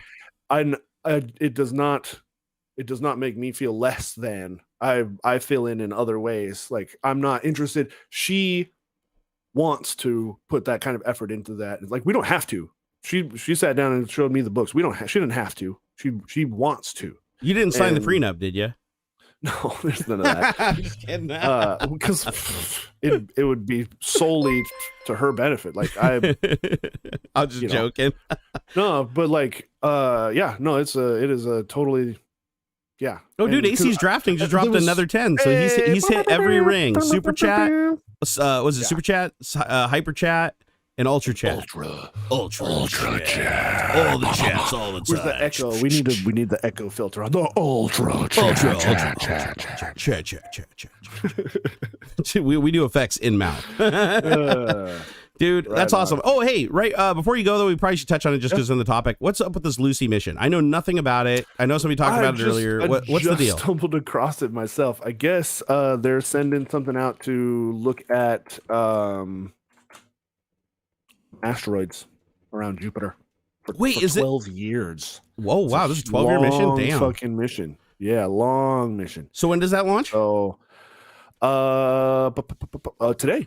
Oh, sweet. This article, Saturday morning, Ooh. NASA is sending the Lucy spacecraft toward these ancient raw materials in an ambitious and daring decade-long mission to access our solar system, well-preserved history. Yeah, they're just going to be poking around. Did I miss the launch? Cool. Maybe. Maybe. Let me see. They have a link for the live stream. What's that other mission? Did you hear about that other mission they're launching where they're literally going to intentionally slam a satellite into an asteroid to try to change its trajectory? Oh, to change the trajectory. Okay, yeah, that asteroid that they think might hit us in like 200 years or whatever. They're like, we're going to go smash a satellite into it at like 15,000 miles per hour and see if we can alter its path just enough that it reduces the odds that it hits Earth. Yeah, it does look like we did miss it. Damn. It was at 2:34 this morning. So okay, so we wouldn't have got it anyways. Well, I'll go back and watch the replay. That's the beauty of having cameras and recording devices, right? But yeah, that go look that up, dude. It's later on. You don't have to right now. But here's the link for those who may be interested. Well, it obviously launched successfully because if it didn't, the news would all be like, "Oh, NASA lost $1 billion today." Yeah. Let's see. The probe will explore never before seen worlds in Jupiter's orbit over the next 12 years. Dude, and because they're launching it today, that means it has current technology. So you know that thing's got like an iPhone 13 Pro Max camera on it. So we're going to get some gorgeous images back. Oh, every time I buy another iPhone, I swear, you could probably go back and find tweets. Every single time I've ever bought an iPhone has been preceded by tweeting about me going Android. And then last second I get cold feet. I'm like, fuck this. And then I go get an iPhone. Apple, the one thing that Apple does get right, though, is like their marketing is like pristine. Because what they do is they don't just get you or entice you. They get your whole fucking family and all your friends and everybody to install that shit. And then you can do everything on the iPhone because Android's like open source. So everything Android does, iPhone could do. But then Apple's like, no, and then the shit Apple does that Android can't do. So you end up going, I'll get the one that can do it all. Apple's a perfect example of great marketing where you target the consumer's emotions. Yes. They don't talk about and it's like the examples of don't talk about features, talk about benefits, right? It doesn't matter what chip is in there, it's what that does for you. Like it's not it's 3.5 gigahertz, it's scroll faster, open apps faster, spend battery life last. You don't talk about how many milliamp hours the fucking battery is. You tell no specs, it's all magic. Last. Yeah. And they've done that since the iPod, right? Yeah. It's not 1 gigabyte of space. It's 1,000 songs in your pocket. They also target the experience because here's a fun fact. Like women in a household command most of the income. That's typical in Western culture. Like the money. Yeah, the woman of the house not always, but generally the woman of the house controls how the money gets spent, the paying of bills, and especially if you have kids, if you're like, the whole atomic family thing. So because of that, Apple's like really smart to target that market and the things that they want to do in that whole aspect of like the experience over the device. Like you just go to an Apple store and it's like when you walk in, some dude like sachets up to you with like a nice shirt on and like things like, we would like to fit you into the schedule, blah, blah, blah. Okay, put you in here. And then somebody like calls your name and like takes you over to a table and sits you down. It's like a fine jewelry store where they're like items are being delivered out hand by another guy and like put on the table and like handled with like white gloves and shit. They make it feel like you're buying like Louis Vuitton or something. Yeah. When you sit down, you don't just status. Yeah, you don't just go to the counter and buy it. It's like you have to sit down and then a person takes it out of the box and like makes sure that you're happy and goes through and sets it up and you're like, it's just a very weird experience. Like every time I've done it, it's a very weird experience. Sometimes even annoying to me because like I just want to get it, go home, and I know how to do the shit myself. Like, but you go through the steps, but you realize when you look around the room and you start looking at like other people doing, especially like older people that aren't super technology savvy, they love that shit and just eat it up. Like it makes them feel like special. It's like if you want to go buy an Android phone, like where do you go buy an Android phone where you get that experience? Like nowhere. You walk up the counter and be like, T-Mobile or whatever. I would like a Samsung. Here's your box. Boom. That'll be $1,000. It's like they don't open it up unless you ask them to. They might put your SIM in it. It's like they don't. Yeah, they'll go through some of that transferring stuff if you ask them to. But like you, I'm like, no, just give me my shit. Let's go. I don't want to be here for 45 minutes. Well, I can take care of this myself. Thank you very much. I don't need you guys. Get the fuck away from me. Like, just give me $20 back and give me a $20 discount and I'll go do it myself. Yeah. But no, I think that experience coupled with the way the stores look, the way they present their item, their phone. If you watch TV, like there is an Apple commercial all the time. Yeah. Apple's always got some weird commercial popping up that's like, super hipster and everything like that. When was the last time you saw a commercial for like a fucking Android phone? Never. I haven't seen a single commercial for an Android phone. But when have you seen a commercial for a Lamborghini? That's actually true. But that's a word of mouth product.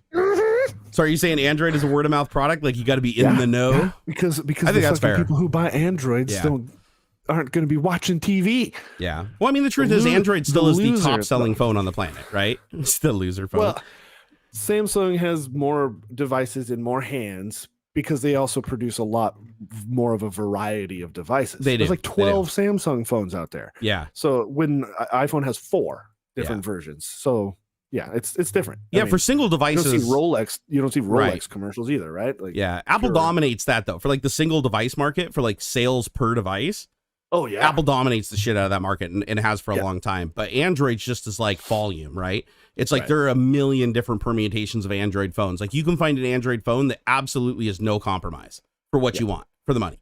With iPhone, you don't. You just walk in and they're like, we have 2. We have the poor people one and the expensive one. What do you want? You know, it's like, and they both largely do the same. The poor people one's expensive. It is. It absolutely is. Well, shit, I looked at it. Fucking even with my $500 trade in, my out of pocket's like $1,200 with tax. Yep. I'm like, so wait, this thing would have cost me like $1,800 for a fucking phone? But I also went and looked at Android, and like some of their phones are $2,500. You know, it's like I found out, was it the Fold? Like the Fold? Yeah, the Fold 2 is like $2,300 or something for the maxed out one. What? Yeah, for the maxed out one, it's like $2,300. Oh, yeah, for the 256 gig one. Yeah. That's still they get really expensive. Did you see the slider phone that's coming out? Oh. I don't know who makes it, but I saw the demo of it from a CES video. LG. It's got a rolling screen. It's an OLED screen that rolls into the chassis. So it's like a regular phone, and you push a button and it goes, and it rolls the screen out. And then you use it like a tablet. And then when you're done, you push a button and it goes back down to a phone.